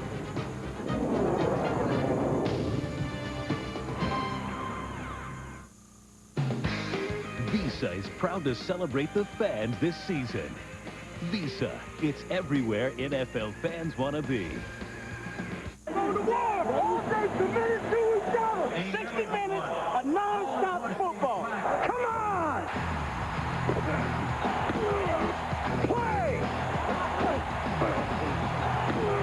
Eagles fans, catch all the excitement as your 2001 NFC Eastern Division champions take on the NFL's finest. For all your ticket needs now and in the future, call 888-332-2582. Wednesday, October 30th. It puts fear in the strongest of men. It's every parent's worst nightmare. Driving carpool. Sound like a good deal, right? A deal with the devil. Can Bernie save himself before it's too late? Hi, I'm so glad you're doing the carpool with us. Steven, you got 5 seconds. Ow! Bernie Mac is back with all new episodes, followed by Cedric. Wednesday, October 30th on Fox. Boys and girls, can anyone spell this? This is Deuce Staley of the Philadelphia Eagles. C-A-T. Deuce helps the United Way build stronger communities by supporting local educational programs. Deuce, can you spell chrysanthemum? Chrysanthemum? She got cat. Does someone here need a timeout? Chrysanthemum. C-H-R-Y-S-A-N-T-H-E-M-U-M. Chrysanthemum. This is a Fox News Halftime Report. Good afternoon, everybody, and welcome to this special Fox News Halftime Report. Here are some of the stories topping the news at this hour. The investigation continues into last night's shooting of a man outside a restaurant in Ashland, Virginia. Police still trying to determine if there's a link to the string of D.C. area sniper shootings. The 37-year-old victim remains in critical condition at the Medical College of Virginia. Police say an early morning accident that killed 2 brothers on the Pennsylvania Turnpike was caused when the driver fell asleep. It happened in the eastbound lanes near Fort Washington. The car ran off the road and flipped. Brian Travis of Warminster and Charles Travis of Warrington were killed. Another brother, Robert Travis, was injured. It was a nice day to take a memory walk in Atlantic City. Folks turned out to raise funds for the Delaware Valley chapter of the Alzheimer's Association. Today's event was the last of 8 fall walks held throughout the Delaware Valley, and not a bad day at all for a stroll or just about anything else you want to do once those clouds got out of here. Will it last? Here's Rob Garino with the forecast. Yeah, Well, Joyce, nice to see the sunshine, especially when the Eagles game started. We're in pretty good shape. Let's go right to temperatures at this hour, pretty much holding in the mid to upper 50s. Pretty seasonal for this time of year. And looking at the big picture, some clouds hanging around tonight, but the rain, there it is, staying off to our south. So that's going to be pretty good news as we go into tonight and tomorrow as that moves offshore. Here's your forecast for tomorrow. We'll start with a few clouds in the morning, then the sun comes out in the afternoon, but a cool afternoon. Temperatures will top off at around 60 degrees. Your sunrise at 7:18. Your next chance of rain will come Tuesday or Wednesday. Go Eagles in the second half. Back to you. Thanks, Rob. That's all we have for now. We'll get back to the game in just a moment. We will see you tonight after Game 2 of the World Series with the latest news, weather, and Sports Sunday. Enjoy the game. Have a good evening. This has been a Fox News Halftime Report.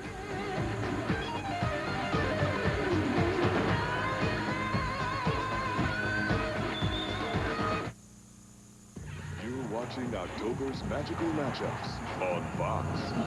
Think Fox first for traffic and weather every 15 minutes. Mornings on Good Day.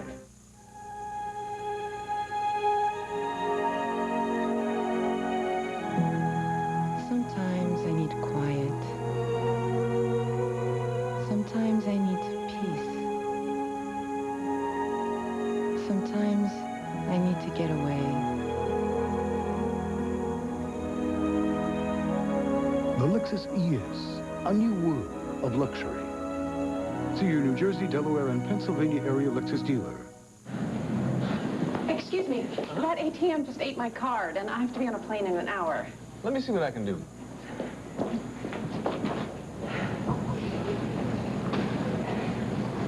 Miss? Yes. Just must have gotten a little jam. Okay. Your car should be coming right out. Oh, thank you so much. My pleasure. Have a nice trip. I'd like to make a transfer, please. Hello? I'm a Ford truck man. That's all I drive. I ain't got no boundaries. I don't compromise. Ford truck season is going on now, where you can lease a Ford Explorer for just $379 a month. You'll love its all-new exterior look, its superior handling, and independent rear suspension. Or lease the all-new 2003 Ford Expedition for just $479 a month, with a power fold third-row seat during truck season at your Quality Plus Ford dealer. Ain't no doubt my king of the mountains built Ford tough. Behind them is a 19th century cabin with a 19th century roof. Ahead of them is a 21st century modern with a 21st century electrical system.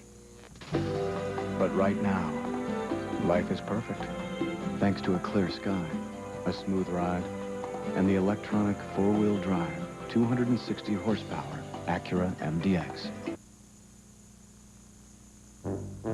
Since I logged on to NFL.com, I found out, what? I'm not starting this Sunday. I've been cut. Traded. This is not happening. I have to say I'm totally shocked by that move. What? Johnson, benched. Stewart's gone. Manning, see ya. The ultimate fantasy football team. Just kickers, baby.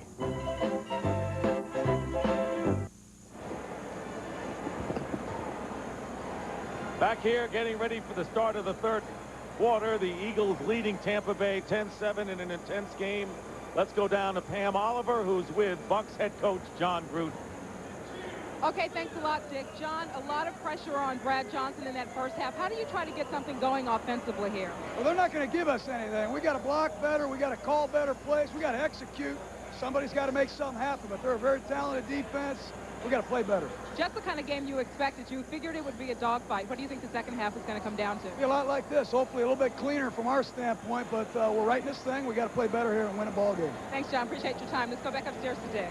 All right, Pam, this is like a heavyweight title fight, and Philly's Joe Frazier would love this kind of a battle, guys, and just what we expected, and it's got that playoff intensity to it. Well, there's no question about it. Two great defensive football teams. It's a game's gone about like what we expected. This is great football. You know, and it really just came down to the one play that Warren Sapp had to go out of the ball game. They didn't get the pass rush, a little blown coverage in the secondary. But you're right, playoff football is like that. It comes down to one play, somebody making a play, and the other team not. All right, let's take a look at the halftime numbers. The numbers aren't going to be high, but the certain intensity is high in this one.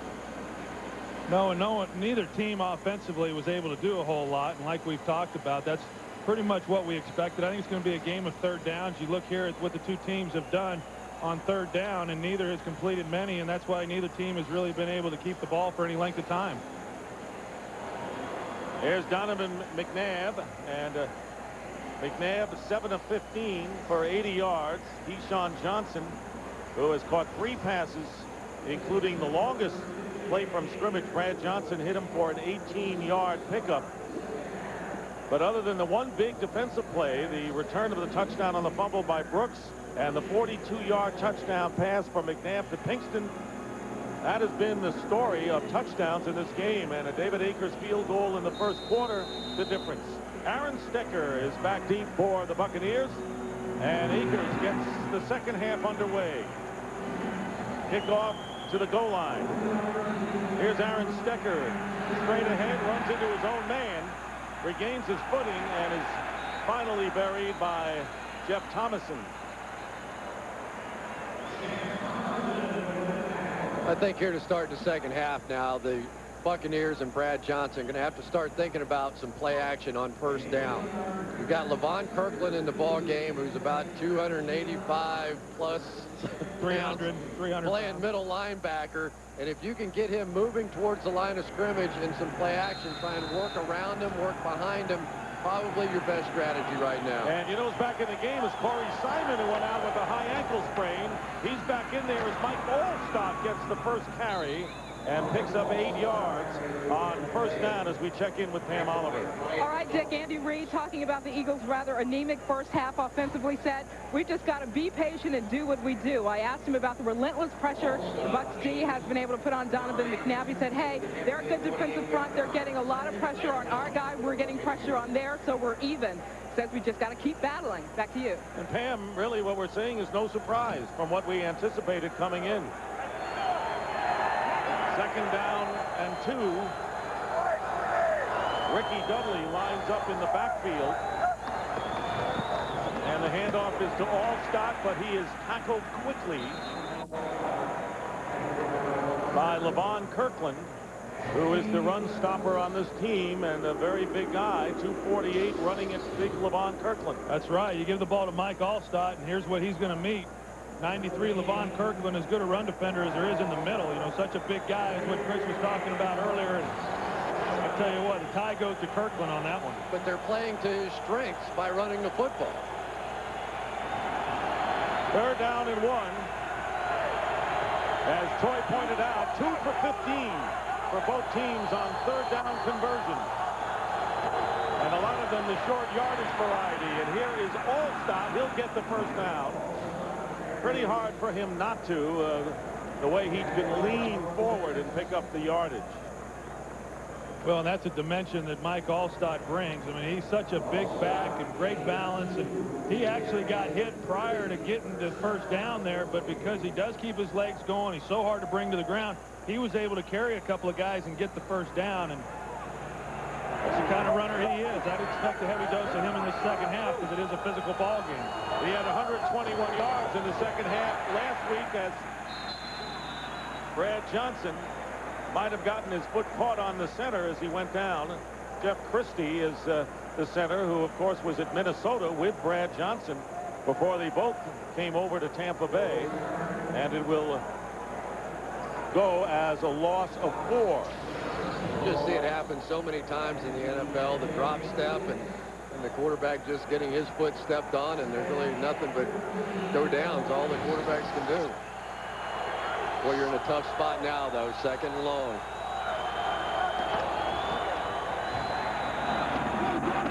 And Brad Johnson finds Joe Juravicius still about 7 or 8 yards short of the first down. Al Harris on the tackle in the opening minutes here of the second half. Dick Stockton, Troy Aikman, Chris Collinsworth, Pam Oliver.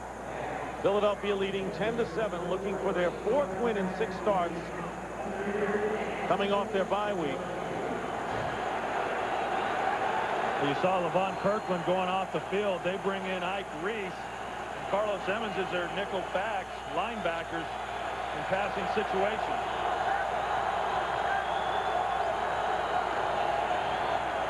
And Johnson goes down before he takes 2 steps back. N.D. Kalu comes in untouched, and Johnson loses 9 yards.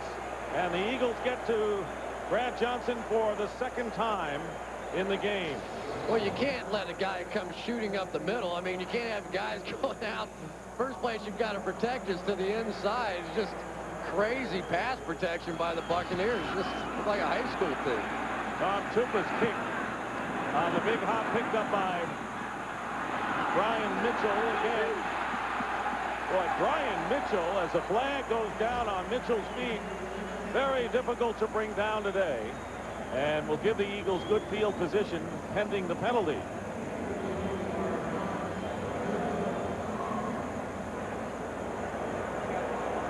And it will go against the Eagles, holding on the return.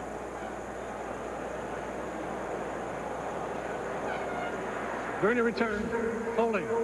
Number 52 of the return team. 10-yard penalty. First down. So Barry Gardner erases that good field position that the Eagles earned with Brian Mitchell's return. Eagles 10, Bucs 7. We'll be back to the bed in a moment. Get your hands up! Get your hands up! Go, go, go, go, go! Thank you, Detroit! We love you! Detroit was last night. Want to get away? Now you can. Fly Southwest Airlines for just $39 to $99 each way when you purchase by October 24th. You are now free to move about the country. Wow, entered to win a trip to the big game with John Elway. People, let me tell you about my best friend. He's a warm-hearted person who loved me till the end.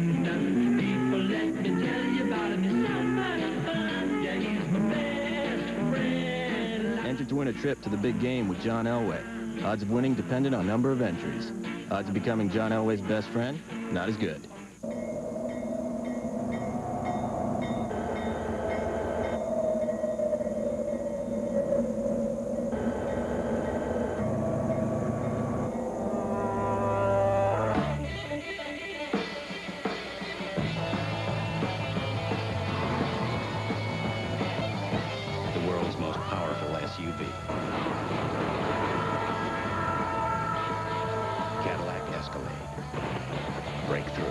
This telecast is copyrighted by the NFL for the private use of our audience. Any other use of this telecast or of any pictures, descriptions, or accounts of the game without the NFL's consent is prohibited.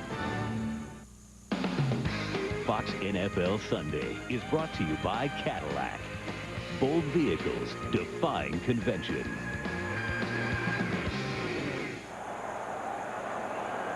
Eagles first possession of the second half from their 37, and the pass knocked away, intended for Todd Pinkston, and Rondi Barber all over him. Well, we're looking at John Gruden. They call him Chucky, the many faces of John Gruden. And he has him believing again down in Tampa Bay, 2nd and 10, and McNabb pass and intended for Thrash, and a hard hit by Brian Kelly, bringing up 3rd and 10 as we check in again with James Brown in L.A. Hey, Dick, I'm sure Troy knows this better than anybody. Quincy Carter, bad first half, but boy, you know, every now and then he comes through with a big play like this one. 78-yard hookup to the rookie Antonio Bryant for the score. It's not at 6-6 because of the point after miscue. Let's go back to Dick, Troy, and Chris. Yeah, it was a big week last week for Quincy Carter, bringing the team back to win that ball game. And You just see him getting better and better each week. 3rd and 10. Dorsey Levens checking in the lineup for the Eagles. And McNabb, trying to avoid pressure, has only run once today and will pass and find the open Dorsey Levens and a first down into Tampa Bay territory. Talk about an ad-lib play. Levens got free, and the 24-yard pass and run getting away this time from Simeon Rice. One of the things they wanted to do with Simeon Rice was drop him back underneath. They weren't so much afraid of McNabb going out around the top, but as he did last year in the playoff game, McNabb simply just buying time and finding someone open down the field. He is just so unique in his ability to make those kind of plays. And I think that's what he's going to have to do in order to have success today offensively, is on the broken play, him moving around in the pocket. First down and going deep for Pinkston again. And Pinkston makes a diving, leaping catch, but out of bounds. Rondé Barber defending on the play. So McNabb trying to go to the target who caught the TD pass again. Well, you take a look at it, Rondé Barber and Pinkston here, and Pinkston doesn't give Donovan McNabb anywhere to throw the football. He has to throw it to his outside shoulder to give him any kind of chance based on the way Rondé Barber is playing him. And to do that, the ball then is completed out of bounds. That one there is on the receiver. Freddie Mitchell in the game for the first time, and Deuce Staley gets his number called. And Deuce Staley with a first down and a big run of 13 yards inside the Tampa Bay 30-yard line before Shelton Quarles on the stop. But if you hit a couple of pass plays, all of a sudden now there's some gaps to run the football. And we talked about it earlier in the ball game. Defenses play the run so well in the first half, beginning of the third quarter, but there is a fatigue factor that starts to kick in, and the running games typically get much better in the second half. Staley has averaged 4.5 yards per carry. First down for the Eagles. Staley again. And Deuce with a little extra backward effort to the 20-yard line. 6 more yards. He has gained 55 yards today on the ground for Philadelphia. And when the Eagles run the football, Troy, they like to run over there to that right side. John Runyon, Jermaine Mayberry, maybe they're not the greatest pass blockers in the world, but you line up and it's time to play a little smash football. That's the side you like. And Andy Reid talked about wanting to try to go after Simeon Rice, but to do that, they'd be going to the left side where, as you mentioned, the strength of that line in the run game is to the right. At least Staley put a good spin on that run for himself. Under 9 minutes remaining in the third, 2nd and 4, and it's Deuce Staley again, and it's a first down for the Eagles, driving to the Tampa Bay 15. Well, you can feel the momentum shift right now with the Philadelphia Eagles now starting to run the football, and this is something that we've talked about, that this offensive line does not get an opportunity to do this very often. When Andy Reid starts calling running plays consecutively, and you can tell that these big guys, they like to be able to come off the ball and give punishment to that defensive front. 8th play of the drive coming up. Reid called 5 straight running plays in the second quarter. And he's got another one going here to Deuce Staley, and Staley inside the 15, bringing up 2nd down and long. Eagles already in solid field goal range for David Akers. And you start gouging them too much with the running game, and you see number 47 start heading for the line of scrimmage. When you see John Lynch getting up around the line of scrimmage, you know that they're not too happy with their ability to stop run.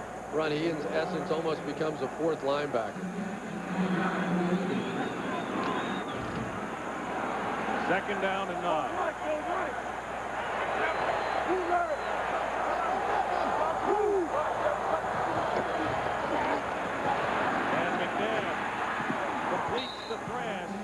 Does not get out of bounds, but gets to the 10-yard line, where Dwight Smith applying the hit, picking up 4 yards. Yeah, you look at Dwight Smith there, and came in, and he's their 3rd nickel back and plays corner for him. And they say he's about a regular 220-pound guy, but he comes in weighing at 205. He slims down so he can run, but he's got a big physique to him. You saw his closing speed right there. They're trying to outflank him with Thrash, and they're not able to. 3rd down and 5. Buccaneers right now showing blitz. They pull back on 3rd and 5, and McNabb is going to go down back toward the 20-yard line. Ellis Wims and company coming on with the big pressure, and a loss of 9 yards for McNabb, who is sacked for the second time. Well, you saw the Buccaneers come up in a blitz. Donovan McNabb checks out, tries to move the pocket this way, but as he drops back and looks, the Buccaneers just drop back into a zone defense, so there's nowhere to throw the football, and the pressure gets there. A 36-yard attempt coming up for David Akers to try to stretch the Eagle lead, and Akers' kick is good. David Akers has now connected on 18 straight field goals, and the Eagles lead by 6, 13-7.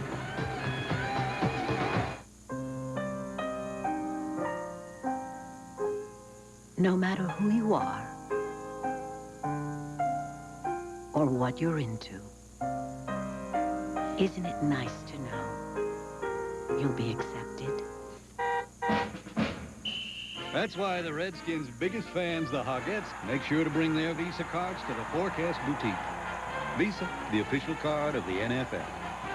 Do I look fat in this dress? Yes. Why do I rent from Enterprise? For more cargo room. More people room. Or more headroom. Enterprise.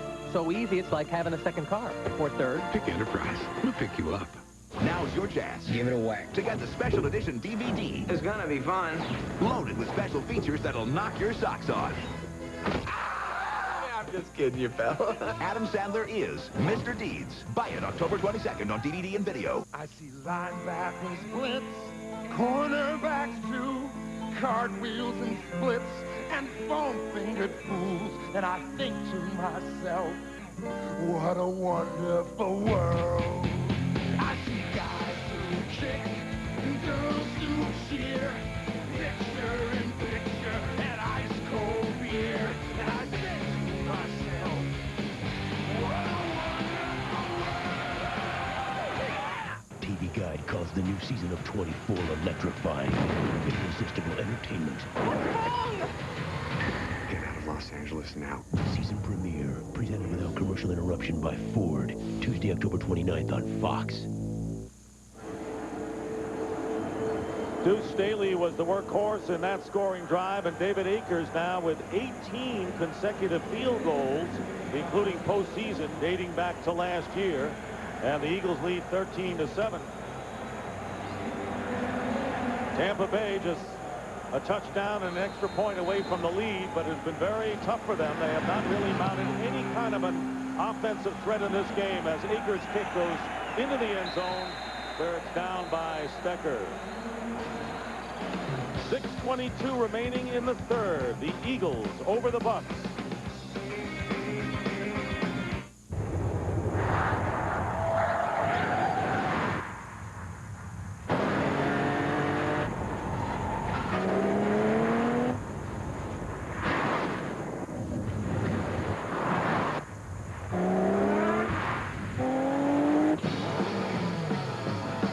Never yield to convention.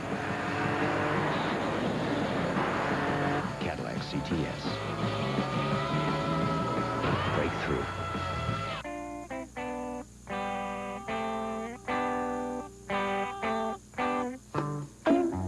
Je t'accroche du regard, tu t'avances vers le pas. 3, mais il est déjà trop tard. Va pas croire au hasard. Tu m'allumes le clock. 5, je t'accroche du regard. For over 8 years, DirecTV has brought America the best in television entertainment. And our customers have shown their appreciation in many unique ways. We simply figured it was an emotion they couldn't put into words. Until now. DirecTV, ranked #1 in customer satisfaction among satellite and cable subscribers by J.D. Power and Associates. Get a 2-room DirecTV system with installation for under $50. The World Series is alive. Bonds struck first, then Snow powered the Giants to victory. Now Floss and the Angels are in a hole and look to even the series. Game 2 of the World Series tonight, only on Fox.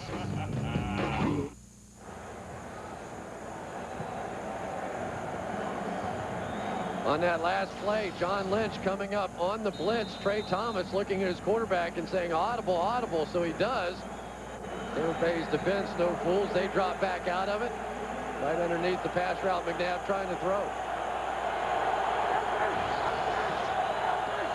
And the crowd in full throat as Brad Johnson hitting Keenan McCardell on the slant for 5 yards as we check in for a game break again with James Brown. Dick, not a good story coming out of Lambeau. Take a look at Jeremiah Trotter, number 54, LeVar Arrington, 56, converge on Brett Favre and twist him. The replay, take a look at Brett's left leg, knee and ankle twisted awkwardly. Left the game with the sprained knee. We will keep you updated if it's any worse. There he's being carried off. Of course, Green Bay on top, but the more important concern is Brett. Back to Dick. Talk about critical injuries. That's got to be right near the top. Michael Pittman. And he's got the first down for the Tampa Bay Bucks as we wind down to nearly 5.5 to go here in the third. And, of course, Brett Favre's remarkable streak of consecutive games played. It's just amazing the beating that guy has taken over the years that he has been able to play. But, Troy, we saw them last week. I think they're one of the great stories in the NFL this year. So many injuries on the defensive side and still playing great football. Yeah, and then you combine that with the fact they're playing with a whole different cast of receivers. They've done a heck of a job this season. Tampa Bay first down on their 32, trailing by 6. Brad Johnson pass is caught by Keenan McCardell, and he does not get the first down. There's a flag down as well. Looked like McCardell might have gotten close to the sticks with his forward progress, but they ruled he was a yard short, and now they're going to rule roughing the passer called against Hugh Douglas and the Eagles, and that's a big break for the Buccaneers. Well, here he is. He's been disruptive all day long. He leads with the head, and that's the thing right there. Is roughing the passer. Number 58 defense. 15-yard penalty and a first down. He leads with the head to the helmet, and that's one of the rules that you cannot do. You cannot hit the quarterback in the headgear, and that was an easy call to make. It's only appropriate that the big play for the Bucks comes on the Eagles hitting them too hard. That's kind of been the story of the game tonight. Brad Johnson wanted the call, and he got the call. So now in Eagle territory, a first down for the Buccaneers. And here's Mike Allstott as a receiver bullying his way inside the Eagle 40-yard line. And let's take a look now at some of the heroes and the headliners of the early games. Aaron Brooks with 3 touchdowns, no mistakes for New Orleans. 32 rushes there by Marshall Faulk, and they gave him a heavy dose of the run last week, and they won, and they come back to it with him this week, and they win again. And Denver beats Kansas City in overtime, and a big day for Shannon Sharp. 2nd and 3, Pittman. And Pittman with another first down. And right now, let's check in again with James Brown for an NFL game break. JB. Hey, Dick, we showed you the good as far as Quincy Carter is concerned. Here's the bad. Pressed out of the pocket, ill-advised throw, and once again, picked off. Dallas and Arizona all nodded. Hey, Chris, Jimmy Johnson wants to recommend his hairstylist. I told him to stay out of the argument, but that was his word to you. Hey, I use his hairstylist when I put a helmet on my head. Wait a second, you don't do that anymore. That means you never use it. Here is Brad Johnson to Allstott on the screen, and Mike Allstott getting inside the 30, a gain of 4 yards. Carlos Emmons making the stop, so they're using the bruising back as a receiver on this possession. Well, you know, I think this is the kind of game that really fits Mike Allstott. You look at what he did last week, more in the 4th quarter, and 121 of his 126 yards came in the second half. And, you know, in a game like this, it's physical. You're playing against a tough defensive football team. Mike Allstott is the guy who's going to get those tough yards for you. Buccaneers have caught up to Philadelphia in the total yardage derby. Meanwhile, 2nd down and 6. Brad Johnson going up the middle for Keyshawn Johnson, and it is knocked away.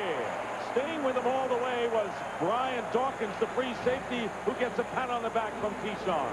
And Keyshawn told us last night that in this offense, it gives him a chance to get vertical more often. And, boy, he had a real opportunity right here. And he's working against Dawkins. It's a pretty good matchup. But if Brad just gets the ball out there another 3 to 4 yards, he's able to bring that in for a touchdown. Troy, that's a horrible throw. Keyshawn Johnson had him beat all the way across the field. And it happened in the ball game last week when he missed 2 throws.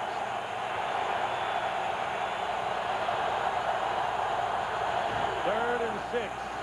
Brad Johnson can't get it to Michael Pittman. So 4th down coming up for the Bucks. With 2:43 to go in the third. If he had been able to get that ball to Michael Pittman, and not an easy throw, he's lobbing it over a defender. But if he had been able to get that ball there to Michael Pittman, there was nobody else on the field. It would have been a huge gain, maybe even a touchdown. So Martin Gramatica, whose career long field goal is 55, will attempt this from 48 yards.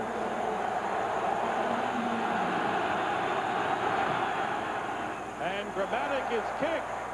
And it's good. Martin Gramatica with a 48-yard field goal to bring the Buccaneers to within 3 in the final minutes of this third quarter.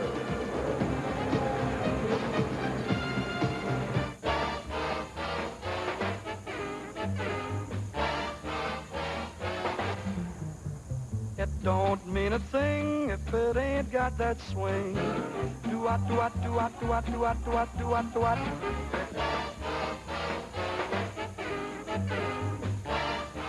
Thanks for saving the spot, boys.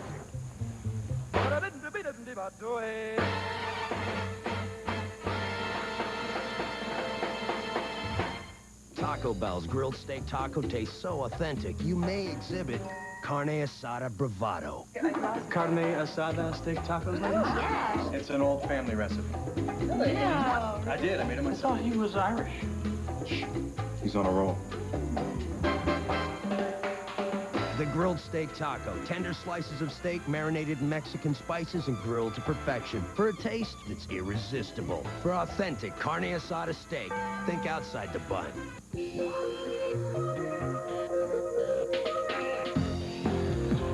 Precision. Skill. Craftsmanship. Good wrench. With GM certified technicians and advanced technology, no one knows your GM vehicle better than the pros at GM Goodwrench. It's good to know it's Goodwrench. Fox NFL Sunday is brought to you by Southwest Airlines, proud sponsor of the NFL and official airline of Super Bowl 37. By GM Goodwrench Service Plus, your automotive service experts. By Taco Bell, think outside the bun. And by GMC, we are professional grade. Warren Sapp and Keyshawn Johnson talking about things, and now joined by the head coach. Buccaneers looking for their 6th win in a row to tie New Orleans for first place in the NFC South. Saints beat the 49ers earlier. Brian Mitchell returning, and this time it was a tackle. He didn't get much. We'll be right back.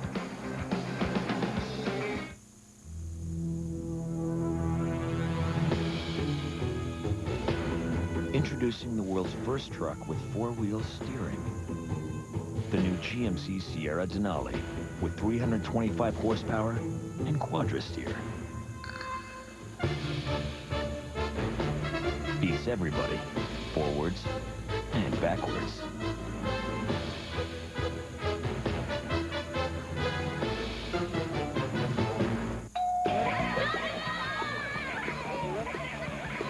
Now everyone's excited about Sunday, Monday, and Tuesday. Because at Domino's, when you order any large pizza at menu price, you get a second large free. It's Sunday, Monday, and Tuesday. Get the door. It's the early week special.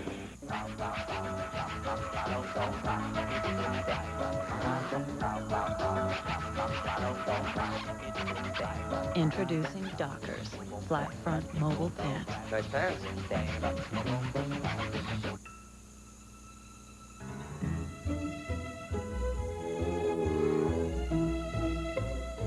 100,000 reams of paper, 2.5 million overnight packages, 5.7 million gallons of gas every day. Shouldn't small business get a break for buying in bulk? With Open, the small business network, you can save on the things you already buy when you buy them with the American Express business card. Museum of Natural History! Yeah! Everyone's a fan of New York, so make a plan to touch down in New York this season. Back at Veterans Stadium, another Eagle is down. That's Ike Reese, who's an important factor for the Philadelphia Eagles defensive group.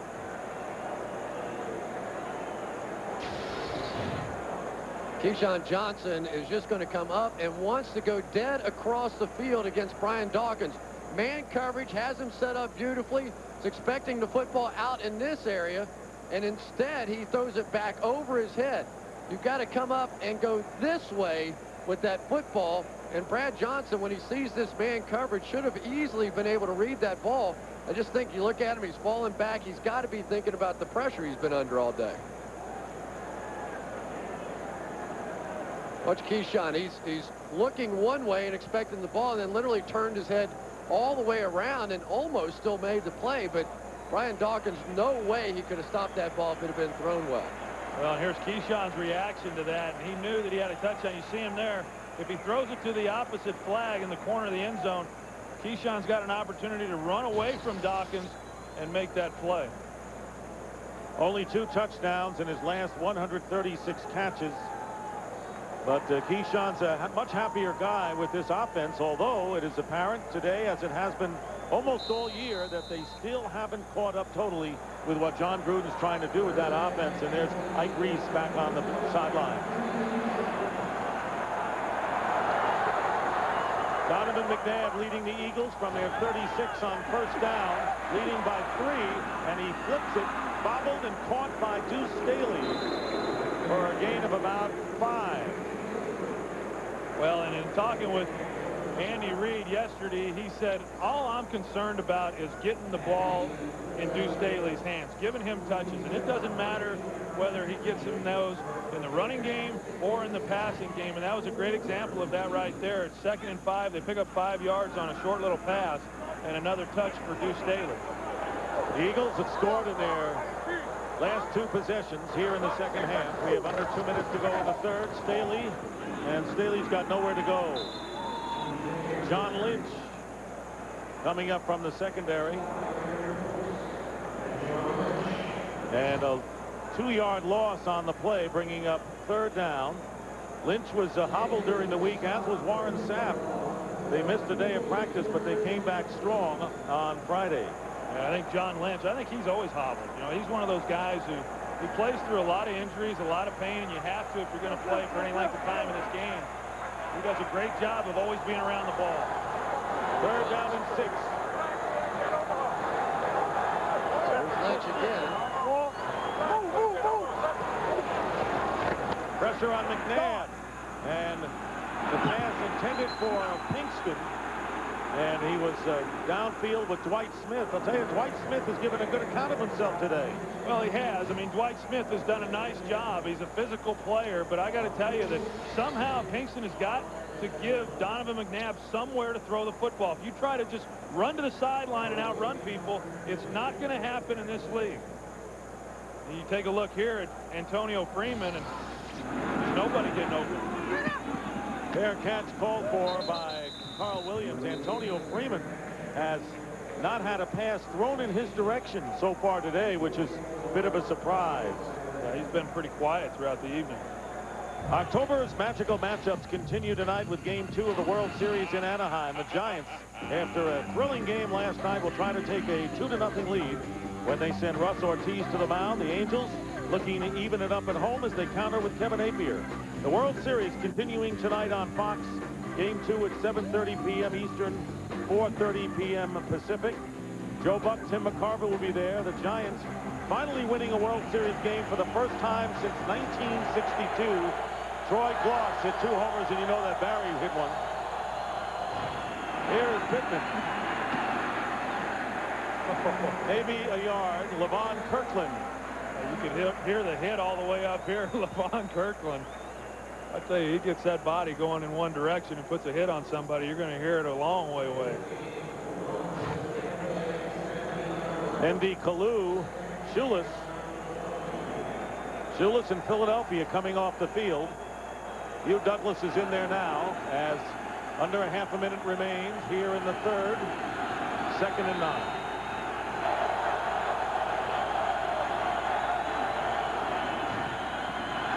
Brad Johnson. And open is Ricky Dudley for his first catch of the game.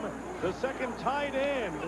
And a first down at the 35-yard line. Brian Dawkins making the stop. And that's the first time they've gone to the play action and beat Levon Kirkland, just as we talked about earlier. And that is the end of the third quarter with the score. The Philadelphia Eagles 13, the Tampa Bay Buccaneers 10. And the NFL on Fox will continue after a word from your local Fox station. You're watching October's magical matchups on Fox. See if you have what it takes to be the Philadelphia Eagles. November 1st at the Franklin Mills Mall.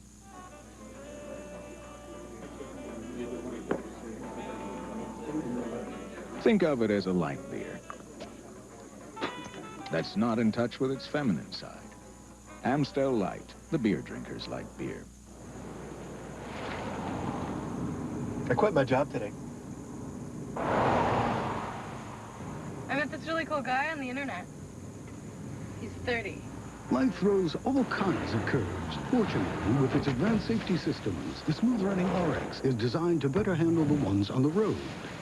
Hey, Mom, you know that tattoo we talked about? How you manage the rest is up to you. All for just $35,700 at your New Jersey, Delaware, and Pennsylvania area Lexus dealer. Ladies and gentlemen, top 'em on! That's impossible. Welcome to the 21st century, Mr. Mix-It. It's new Prestone Quick Fill Antifreeze. Quick fill? It's perfectly pre-mixed for chopping off, so you're guaranteed the right balance every single time. No more mixing, no more mess, and no more hassle. Better luck next time, sport. She makes it look so easy. It's already easy. I make it look good. Prestone Quick Fill Antifreeze. It's Prestone season made easy. If you want a watery taste from Amstel Light, you'll have to do this. Amstel Light, the beer drinker's light beer. And welcome to the start of the fourth quarter here at Veterans Stadium in Philadelphia. The Eagles leading the Buccaneers 13-10. And no one's surprised, a staunch defensive battle. The only offensive touchdown, McNabb to Pinkston for the Eagles, 42 yards. Otherwise, it's been a defensive game, including a defensive score by the Buccaneers. First down for Tampa Bay on their 35. Brad Johnson swinging it out to Pittman. And Michael Pittman is upended by Troy Vincent after a big gain of 4. Watch what the play action does to Levon Kirkland. You'll see Ricky Dudley running right behind him as he reacts to the play action. And Keyshawn Johnson over the top meant that Brian Dawkins couldn't fall back underneath the play. But that's the sort of play action look that the Bucs really need to use more of. Yeah, that's what creates that space there. And as you saw Keyshawn Johnson going to the post, he helped hold Brian Dawkins off of collapsing onto the tight end and disrupting that route. And that was the play that ended the third quarter. Now here in the fourth, 2nd down and 6. McCardell in motion, and here is Pittman trying to get around Taylor. And the secondary with good pursuit that time, and we'll have a loss on the play of 5 yards. And I'll tell you what, Bobby Taylor does, he really does a nice job there. And of course, you got Dawkins and that finger. Ooh, they're trying to, well, it's fixed. We had the same thing when we did the Rams. And that's like a pit stop. Yeah. Yeah, he just went over for a little pit stop. They changed his tires, looked underneath the hood, threw him back out there. And earlier in the game, Ike Reese came out. As you saw, he had cramps. So now 3rd down and 11, and Dawkins wants the crowd to get into it.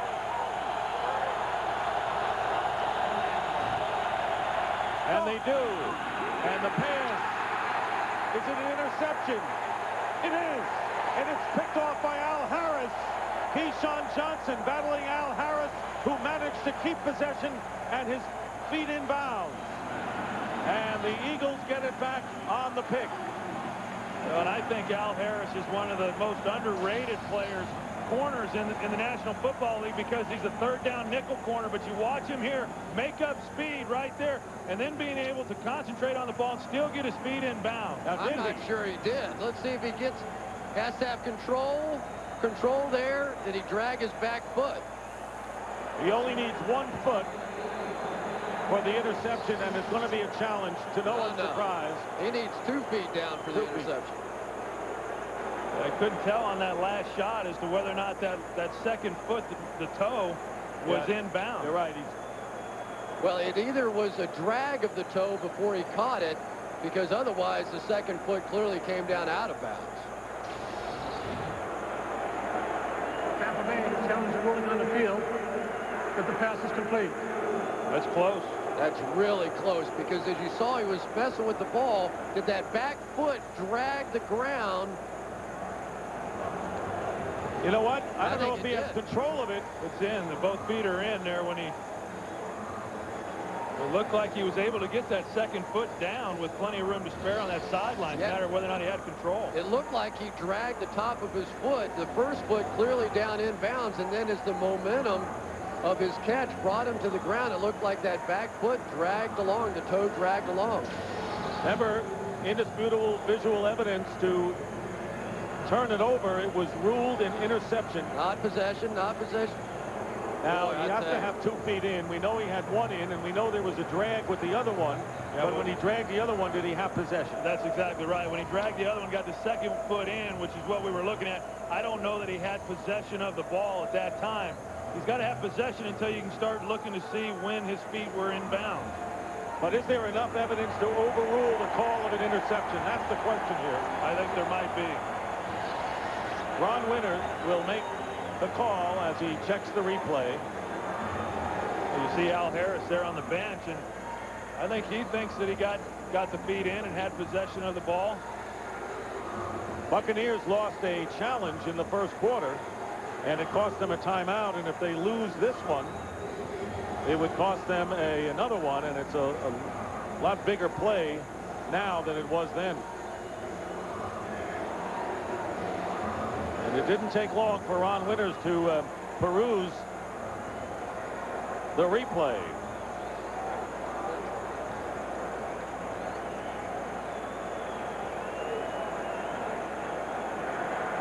After review, the defender, with the ball in his possession, has the left foot on the ground, drags the right toe in bounds. It's an interception. First down. Well, we were right. He's 0 for 2. You guys are 2-0. Brian Dawkins is going to come on the blitz, and he's going to force Johnson to throw the ball up and over the top, and somehow Brad Johnson got hurt on the play. Kind of difficult to tell exactly what happened. Well, the Eagles on the interception at the Buccaneer 42-yard line, and the pass out of the backfield to Cecil Martin, and the fullback picking up maybe a yard, that's all, with Brooks on the coverage. There's Brad Johnson, who definitely was shaken up on that interception. And you wonder if it's something to do in the rib cage or something. Sometimes when a quarterback go to throw the ball and something gets extended and he bends over as though he pulled something, and exactly what it might be. But I tell you what, you got to be impressed with the way both of these defensive football teams are playing today. It's a playoff game in October. 2nd and 10. Gone. McNabb, Pinkston, first down to the 30 of Tampa Bay. Pickup of 12. And Todd Pinkston really has become Donovan McNabb's go-to guy today. We've seen him in almost every big situation trying to get the ball to Pinkston, and he really has come just so far as a wide receiver in this league. Inside technique, knows a little man coverage and forces the play down inside, reaches back and makes a nice catch of the football. And you wonder how much the Tampa Bay defenders really respected him coming into this game. He certainly hadn't put big numbers up. And the handoff to Deuce Staley, who breaks a couple of tackles and comes close to yet another Eagle first down. Kelly making the stop. Well, that's just good hard running right there. And you watch this offensive line coming off the ball. You got John Runyon and Jermaine Mayberry picking off some people. Hank Fraley getting into the mix. And I tell you, these big guys, I said it earlier, they do a lot of pass protection. They don't get to come off the ball and hit people often, but boy, do they like to when they get a call. Second down and 1 outside the 20-yard line. And here is Staley, first down, close to the 15. Right now, let's check in with Pam Oliver. All right, Dick, you were talking about a possible injury to Brad Johnson. Well, we can confirm that he has left bruised ribs. His return is questionable. John Gruden's spending a good deal of time now with Rob Johnson. Back to you. Well, he's got the baseball hat on. That looks like he's coming out of the ball game to me. And if he's talking to Rob Johnson, helmet on, mouthpiece in, and thinking, I've got to go face this pass rush. Yeah, and he's only thrown 2 passes this season. And the Eagles threatening Deuce Staley. What a game that Deuce Staley is having. Coming off his best rushing game of the year last week. The offensive line opening up those holes. Staley has gained 82 yards, the same number he picked up last week. Well, you watch this offensive line again, and they just start getting some momentum behind them. And Chris talked about it earlier. When you keep steady diet of the running game, you start to wear people down, and that's what this offensive line is doing right now for the Bucs defense. And when John Lynch has to make the tackle on the running play, that's not good sign.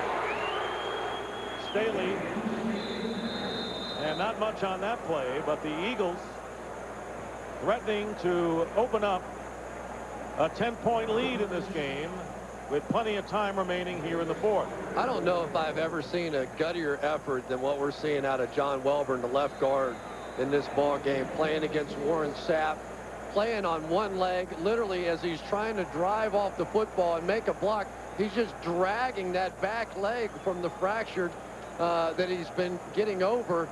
And he has just been tenacious up there, blocking in this running game. And clearly the Eagles are winning the battle up front. And that guy certainly deserves a game ball.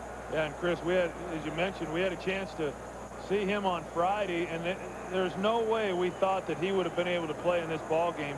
Coming off with a fractured fibula, he's missed the last 4 games, and the coaches told us yesterday they thought it would be another week or 2 before he was actually ready to play. But you know, he had been saying all week long he'd be ready, he'd be showing up, and was looking forward to this ball game. And you're right, he's played well tonight. He's done a nice job against Warren Sapp. And Doug Brzezinski, who had started, had done a pretty good job himself. But Welborn's the man they want in there. And Deuce Staley now with 84 yards rushing, coming off his best 2 games of the year. So who says Andy Reid doesn't like to run the ball? Well, he said that, but he certainly is liking it today. 3rd and 1.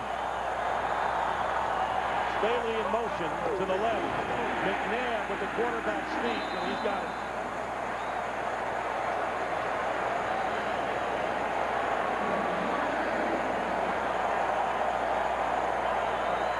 Well, McNabb has not had to use his legs much today. That was only the 2nd time that he has been credited with rushing. He came into the game as the leading rusher on this team, has 2 carries for 5 yards. The defense and the 1 big touchdown pass, taking advantage of the turnovers, making the difference. And the pitch and the whistle blows. Staley on the pitch, but a flag down. And a false start call against the Eagles. Prior to the snap, false start, 69 offense. 5-yard penalty. Remains first down. Sometimes when you try to go on that first sound, it messes up the offensive linemen. They get up there and they're trying to be a little quicker, and they know as soon as the ball's supposed to be snapped, they tried to rush the line of scrimmage to get that one off. It cost them a big 5 yards. Yeah, I always thought the best thing to do down here in this situation, definitely do not hard count them. It's hard for the offensive line when you're not hearing very well. Yeah, you don't want to go on quick counts because they're a little bit edgy, so you just try to go on a count that they're comfortable with and just get the ball high. 8th play of the drive. Not many penalties in the game. You can look at that graphic with these 2 intense teams. First down and goal, and the pass incomplete into the end zone to Thrash. James Thrash has made so many big plays, but he really hasn't played all that well here tonight. This looks like a pretty easy pitch and catch. Yeah, the ball's pretty low. Yeah, I think McNabb knew that he had him there, and he just pulled it a little bit. And usually when Donovan misses a receiver, it's usually a low ball. And right there, you don't want to get anything high. You want to keep it down. He just wasn't able to get it quite in his vicinity to where he could make the catch. Almost like leaving a free throw short. Dorsey Levens, the tailback. Multiple wide receivers, and the pass is flagged down, nearly intercepted by Dexter Jackson. He appeared to pick it off, could not hold on to the ball, and a flag comes down from the end zone.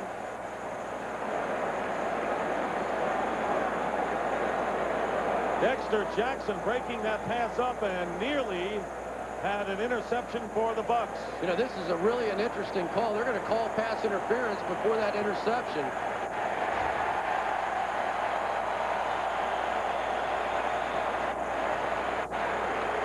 Pass interference. Number 26 defense. Penalized at the spot of the foul and a first down. White Smith, first and goal for the Eagles. See if the contact is made before the interception. Well, he might have gotten a hand on James Thrash's arm. And the give is to Deuce Staley. And the Buccaneers stand fast, led by Warren Sapp.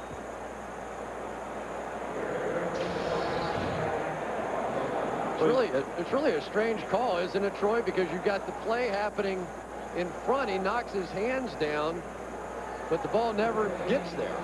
Oh, you're right. It was one of those where had it have been tipped at the line of scrimmage, then they don't make the call pass interference. But because the pass interference occurred prior to Dexter Jackson coming across to get his hands on it, they call it.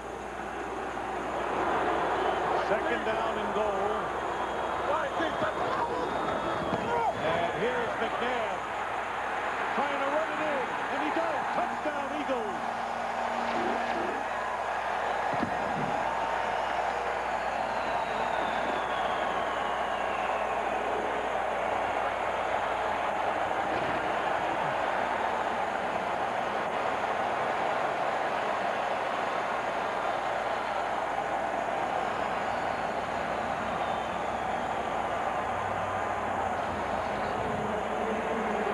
You watch Donovan McNabb, it's a rollout all the way, and Thomason there, he's able to get in front of Spires, so Spires isn't able to come all the way down the line to make the play.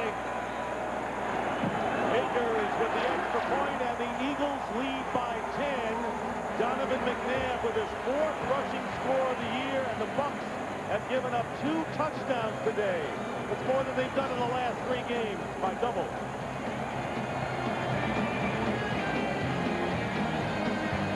The Saturn Vue comes standard with 4-wheel independent suspension.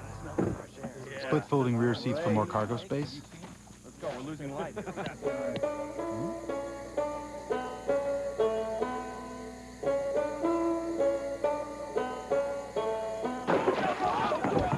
And electric power steering. The Saturn Vue. Get in, get away. Get a 2003 Saturn Vue at 0% APR, 0 down payment, and 0 monthly payments for 90 days. See retailer for restrictions. Our dad's idea of time on the road is different now. He signs more report cards than autographs and spends more time on our wardrobe and hair than his. Instead of people watching him play, he watches us play. But one thing hasn't changed. Every night, he plays to a full house.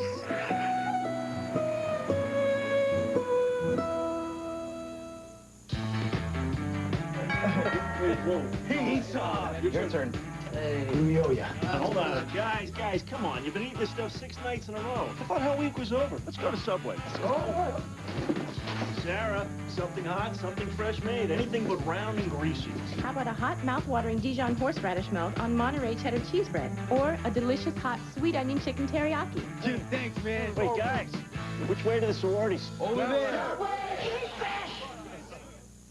Fox NFL Sunday is brought to you by Saturn, makers of the View redesigned L Series and the all-new Ion. By Dr. Pepper and your local Dr. Pepper bottler. Be you, nothing's better, Dr. Pepper. By Open, the small business network from American Express. New tools for a small business economy. And by Subway, fresh-made sandwiches on fresh baked bread. Subway, eat fresh.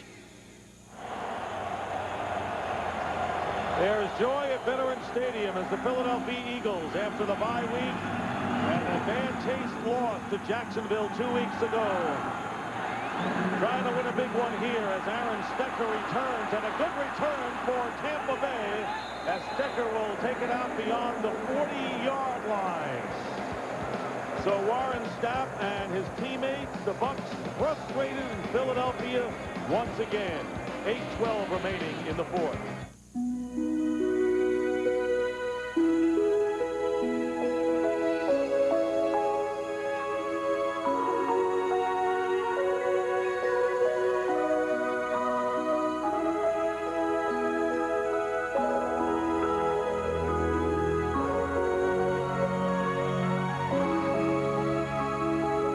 Get a 2003 Saturn L Series at 0% APR, 0 down payment, and 0 monthly payments for 90 days. See retailer for restrictions.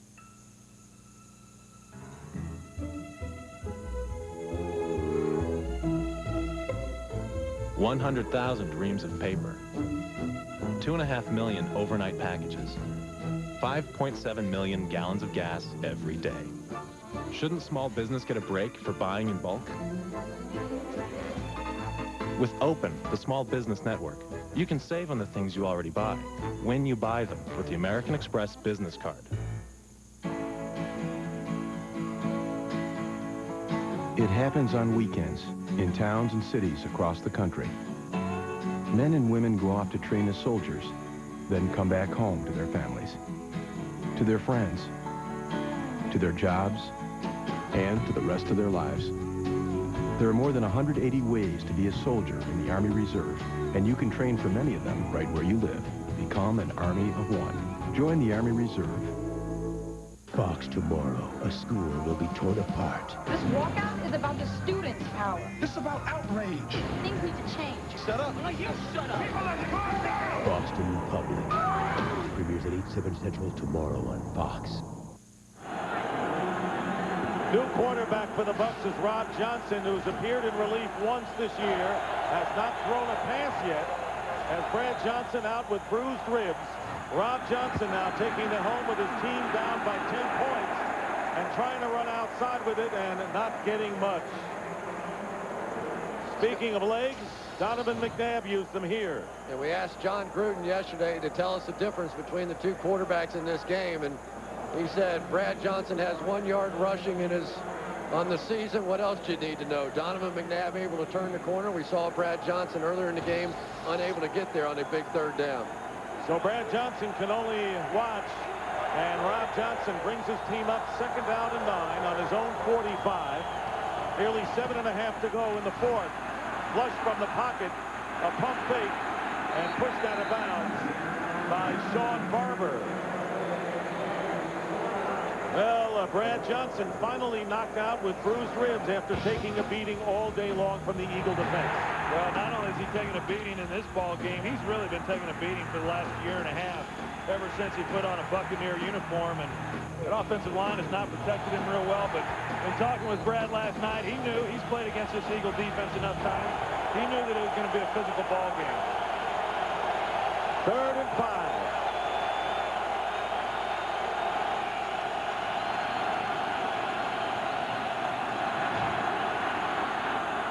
McCardell with a first down into Eagle territory. And Rob Johnson with a completion, signing with Tampa Bay this year after 4 seasons with the Buffalo Bills, where he was in that tug-of-war with Doug Flutie up in Buffalo. His record 10-17 as a starter, but today in relief. And the Bucs now going to the hurry-up. And the big thing about Rob Johnson in Buffalo was he took too many sacks. He didn't get rid of the football, but at least so far he's been moving around and making plays. First down at the 42 of the Eagles. McCardell again hit.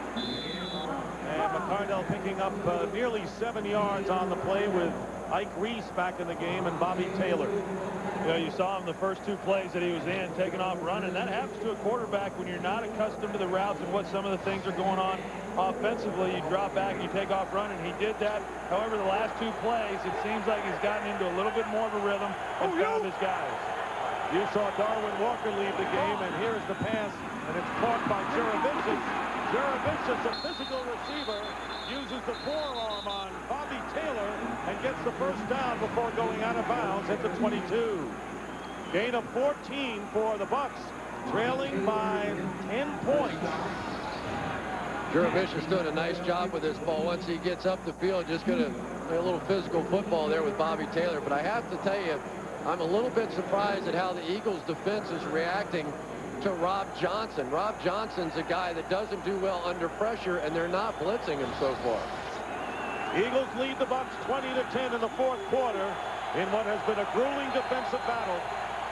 And Tampa Bay trying to get back into this game as Rob Johnson, in relief of Brad Johnson, knocked out with bruised ribs, going to the sideline. John Gruden coming back to Philadelphia, trying to pull one out. There's a place that I travel when I want to roam, and nobody knows it but me. The roads don't go there, and the signs stay home, and nobody knows it but me. It's far, far away, and way, way afar. It's over the moon and the sea. And wherever you're going, that's wherever you are. And nobody knows it but me. Chevy Tahoe, like a rock. Yo, Busta Rhymes, I'm a huge fan. Thank you. I'm on a date with this honey, Erica. Right. Man, you could hook me up if you came by the table and said hi. See what I can do, man. Yo, for real? Yeah. Yeah, man.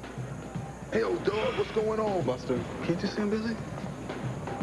Keeps calling me when I rap on my record. You got disrespected. I don't think I got dissed at all. Why you say that? Did y'all meet Erica yet? From last night? Life is best told over a great tasting Miller Lite at a place called Miller Time.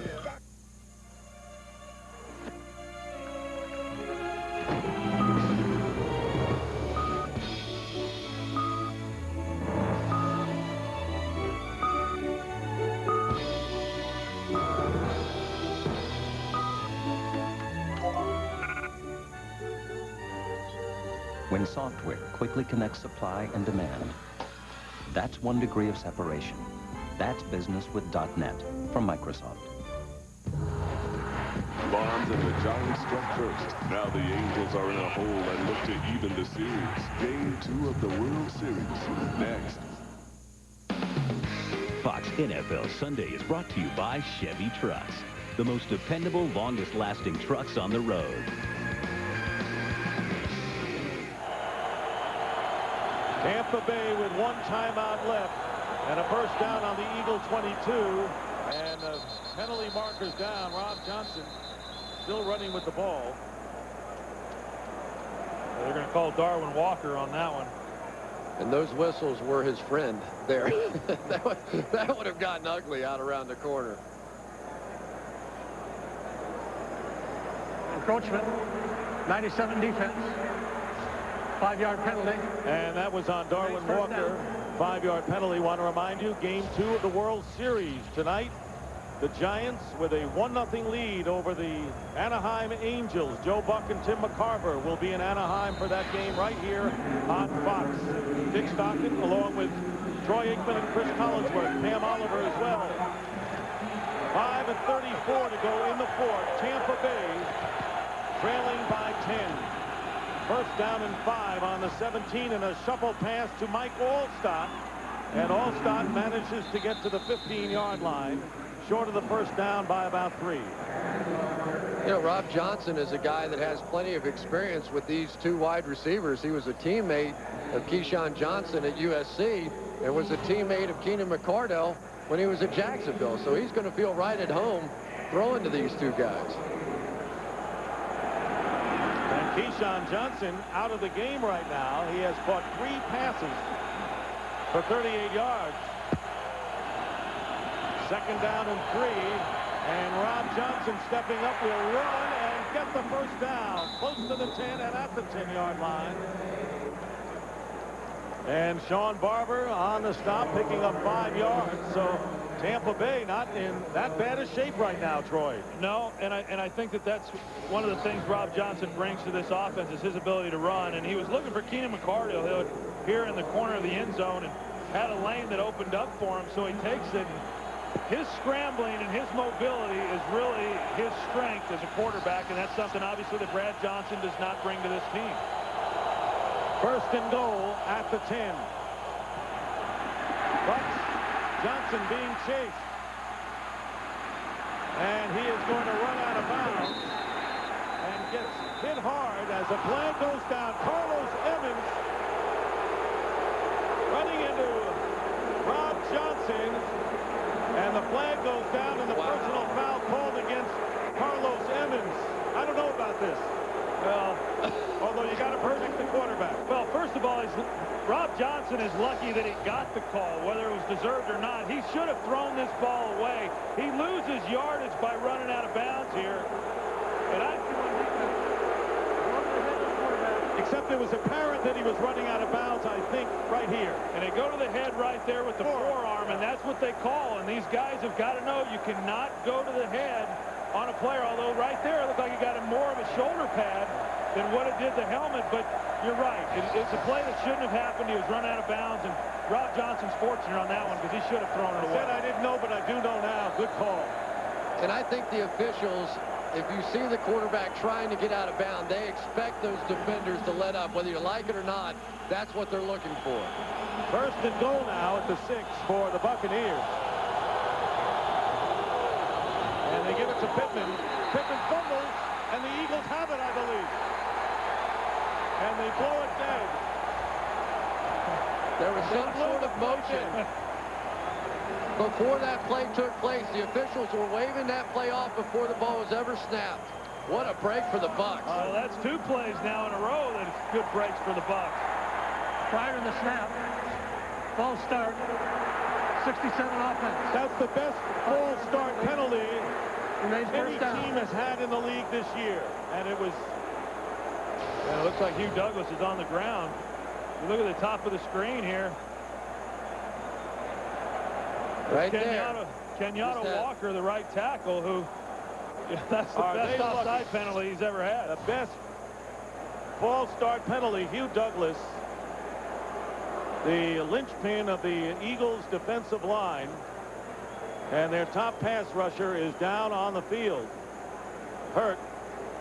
And I'd never like to see anybody lying in that position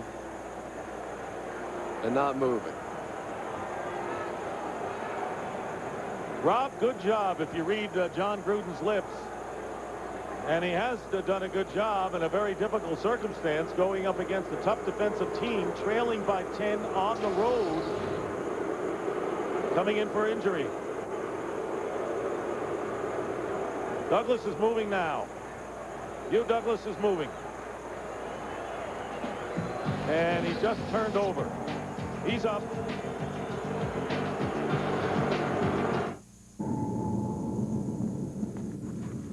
I need a car.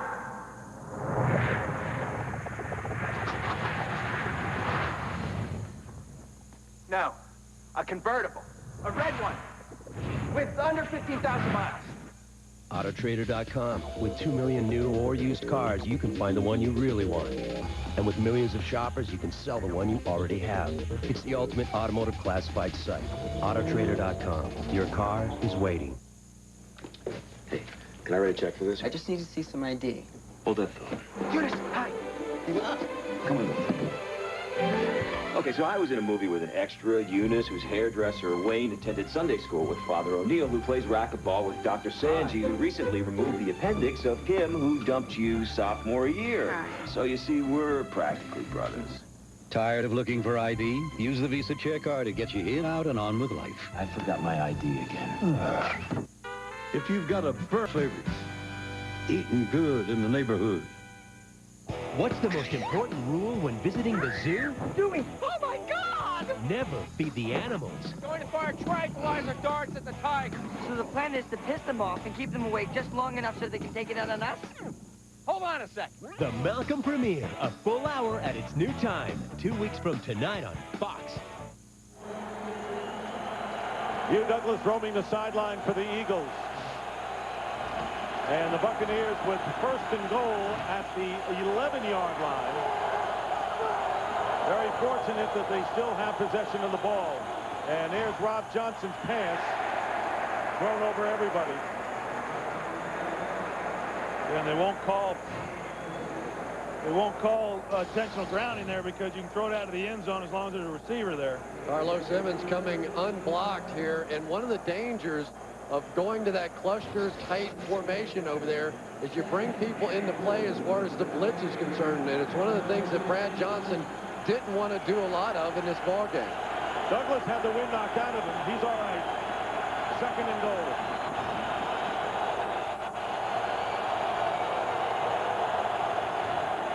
Here's the pressure. Pass throw behind Keyshawn Johnson. So it'll be third and goal. And remember, the Buccaneers could use a touchdown. They don't need a touchdown. They can get 3 points. And then hope that their defense can stop the Eagles, which is pretty good defense, and then go at it again. Yeah, well, that right there just shows you that Rob Johnson doesn't get an opportunity often to throw the ball to Keyshawn Johnson, and they had the one-on-one. They brought the all-out blitz up the middle.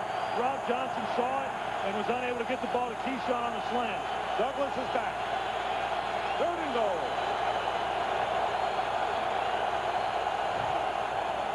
Rob Johnson to Keyshawn Johnson. Fourth down coming up. Al Harris once again on the coverage. That time, Rob Johnson was expecting the blitz, thought he had man-to-man coverage on the outside, but then the Eagles drop back into a zone, and Al Harris just forces Keyshawn Johnson right out of bounds. Had every right to expect a blitz after the way they reacted on the first two, but Jim Johnson doing a great job with that call. Martin Gramatica trying to get 3 of those 10 points. This is from 29 yards out. And the kick is no good. He hooked it. And now it's tough for Tampa Bay as John Gruden looking at a chance to come within 7. But Martin Gramatica, who hit a 48-yard field goal earlier, misses from 29 yards out, and the Eagles get the ball back, leading by 10. Well, they had problems in the past with the field goal team because of the snapper. They replaced the snapper this week with Ryan Benjamin.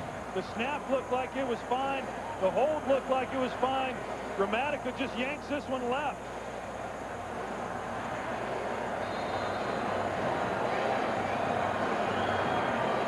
You see here, the hold looks fine, and that's uncharacteristic of Gramatica. He's normally pretty much automatic from that range.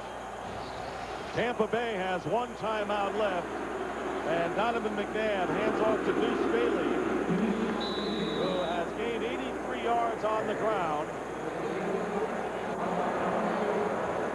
There are times during the football season that you just hate kickers, don't you? I mean, really, don't you just down deep in your gut just hate them sometimes? Hey, this just in. Bill Gramatica, Martin's brother, just missed a field goal in Tempe, and the game of the Cowboys is now in overtime. Well, wasn't it a year ago when both of them went down in the same week with knee injuries? There must be some connection between the two, wherever they may be playing. That means Jimmy Kimmel will be going to work on them again next week. That was funny. 2nd and 9, and Staley with nothing. Well, Tampa Bay only has 1 timeout remaining, so first 3rd and long here. They're going to more than likely get another opportunity with the football, but what a big miss there on the field goal. Oh, huge, because you can almost count that there's a good chance that the Buccaneers defense would get to hold and then at least get the ball in the hands of Rob Johnson again to get the touchdown to tie the game. And of course they'll have the clock stoppage at the 2-minute warning. A lot of pointing going on, and the Eagles have called timeout with 2:38 on the clock here in the 4th. Hiya, honey. What are you you doing here? I'm taking time for me. Shouldn't you be at the office? No, I'm smelling the roses. Wait a minute. Where'd you go for lunch? There's something so delicious about Wendy's Mozzarella Chicken Supreme with a whole breast filet mozzarella and Parmesan sauce. How was it? Uplifting. It takes you and chicken to a higher level. Good. Now get back to work. Wendy's Mozzarella Chicken Supreme. It's better here. And our pickup window's open till midnight or later, so you can eat great even late. How disappointed and despondent is Martin Gramatica, but Andy Reid calls a timeout. Surprise you guys? Hey, absolutely. I don't understand why the Philadelphia Eagles are calling a timeout right here. Let the clock run, and even if they don't have the right personnel, I would hope that they're going to run the football here. It would make no sense at all in my mind if they try to throw the football here on 3rd and 9. And you see Andy here, he's calling the timeout, and I don't know why he would be doing that. I've got to believe they're going to put the ball in McNabb's hand here. Quarterback draw, get him out of the pocket. We want to turn the football over down here now. 3rd down and 9, and here's Deuce Staley. Staley breaking a couple of tackles, gets a 1st down. So maybe they knew what they were doing calling the timeout. Deuce Staley with a little showmanship of his own, picking up 11 yards. And now the Buccaneers will call their 3rd and final timeout. Well, all's forgotten now. A heck of a job up front again by this offensive line, and Deuce Staley making some people miss and picking up 10, 11 yards on that carry and getting the 1st down. I just never would have believed that Trey Thomas and John Welburn, especially John Welburn, and Hank Fraley and Jermaine Mayberry and John Runyon could have done what they've done today running the football. It's just been a brilliant effort today by the offensive line and by that man right there, Deuce Staley, giving us a little, Eagles losing only 2 games, the opener of Tennessee and then Jacksonville before the bye week. 2 puzzling losses with 3 other impressive victories. They had not lost 2 in a row since week 2 and week 3 a couple of years ago. And with Tampa Bay calling their last timeout and a 10-point lead, the Eagles on their way to the win, averaging 33 points offensively, well below that against a tremendous defensive team in Tampa Bay. And the San Diego Chargers sending the Oakland Raiders to another loss in overtime. 1st down on the 32-yard line. And here is Deuce Staley. Over 100 yards is Deuce Staley, but he wants a touchdown. And not on this play. What an emphatic finish to this game for the Philadelphia Eagles. And a gain of 57 yards, putting Deuce Staley well over the 100-yard mark. 2 minutes remain.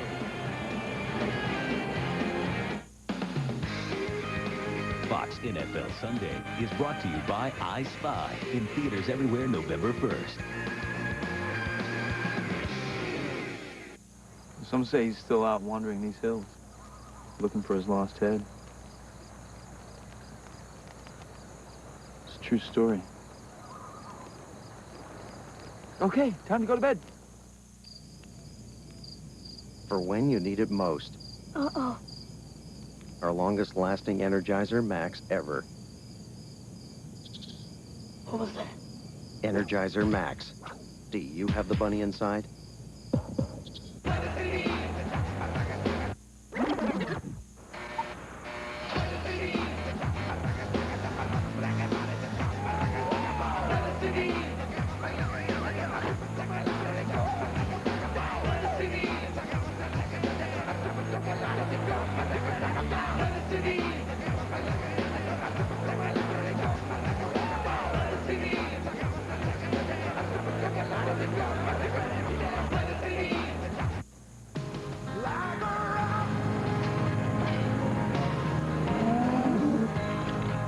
The new Silverado is here.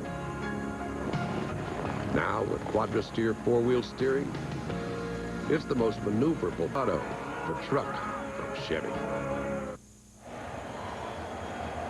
Back to that long run. Watch Warren Sapp run himself out of this play. and Hank Fraley get up here, and Cecil Martin with this big block. I tell you what, that's about as perfectly executed a run play as you could hope for, and very appropriate for the Eagles to put the exclamation point on the end of this ball game with that run. 57 yards for Deuce Staley, who's gained 152 yards. 10th time he's gone over the century mark.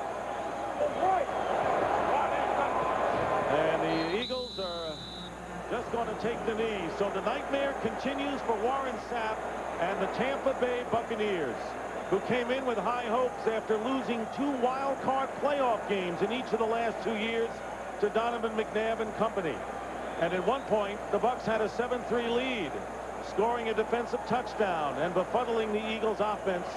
But then the big score, McNabb to Pinkston, and the Eagles never looked back. And the critical miss by Martin Gramatica, which could have kept Tampa Bay in the game. But the Eagles very impressively will go to 4-2 on the year and have a 1-game lead over the Giants. And they will play a week from tomorrow here against the Giants. Right now, let's check in for our game break with James Brown. Hey, Dick, take a look at what Marty Schottenheimer is doing with his Chargers in overtime in Oakland. LaDainian Tomlinson, 19 yards up the gut, over 150 yards on the ground. The Chargers are 6-1. Schottenheimer's 20-5 all-time against the Raiders. Back to Dick, Troy, and Chris. How about Marty Schottenheimer and the job that he's done? You know, at the end of the year in Washington, they were playing great football. They carried right over as he started in San Diego. Want to remind you, Giants and Angels, Game 2 of the World Series coming up next. Today's game produced by Richie Zients, directed by Artie Kempner. Technical producer Dave Hill. The technical director was Rich Basili. The audio mixer Fred Alouis. The associate directors, Marcy Kempner and Derek Manning. Broadcast associates, Jacob Ullman and Jeremy Green. Senior producer of Fox Sports is Bill Brown, and the executive producers of Fox Sports are Ed Gorin and David Hill. Thanks to Chris Visser and Rick Odioso for their support up here. The Buccaneers see their 5-game winning streak end, and now 5-2 on the year, are a game behind the New Orleans Saints. The Eagles at 4-2 stand atop the NFC East. And we'll be back to Veterans Stadium in Philadelphia in a moment. With the final score, 20-10, Philadelphia.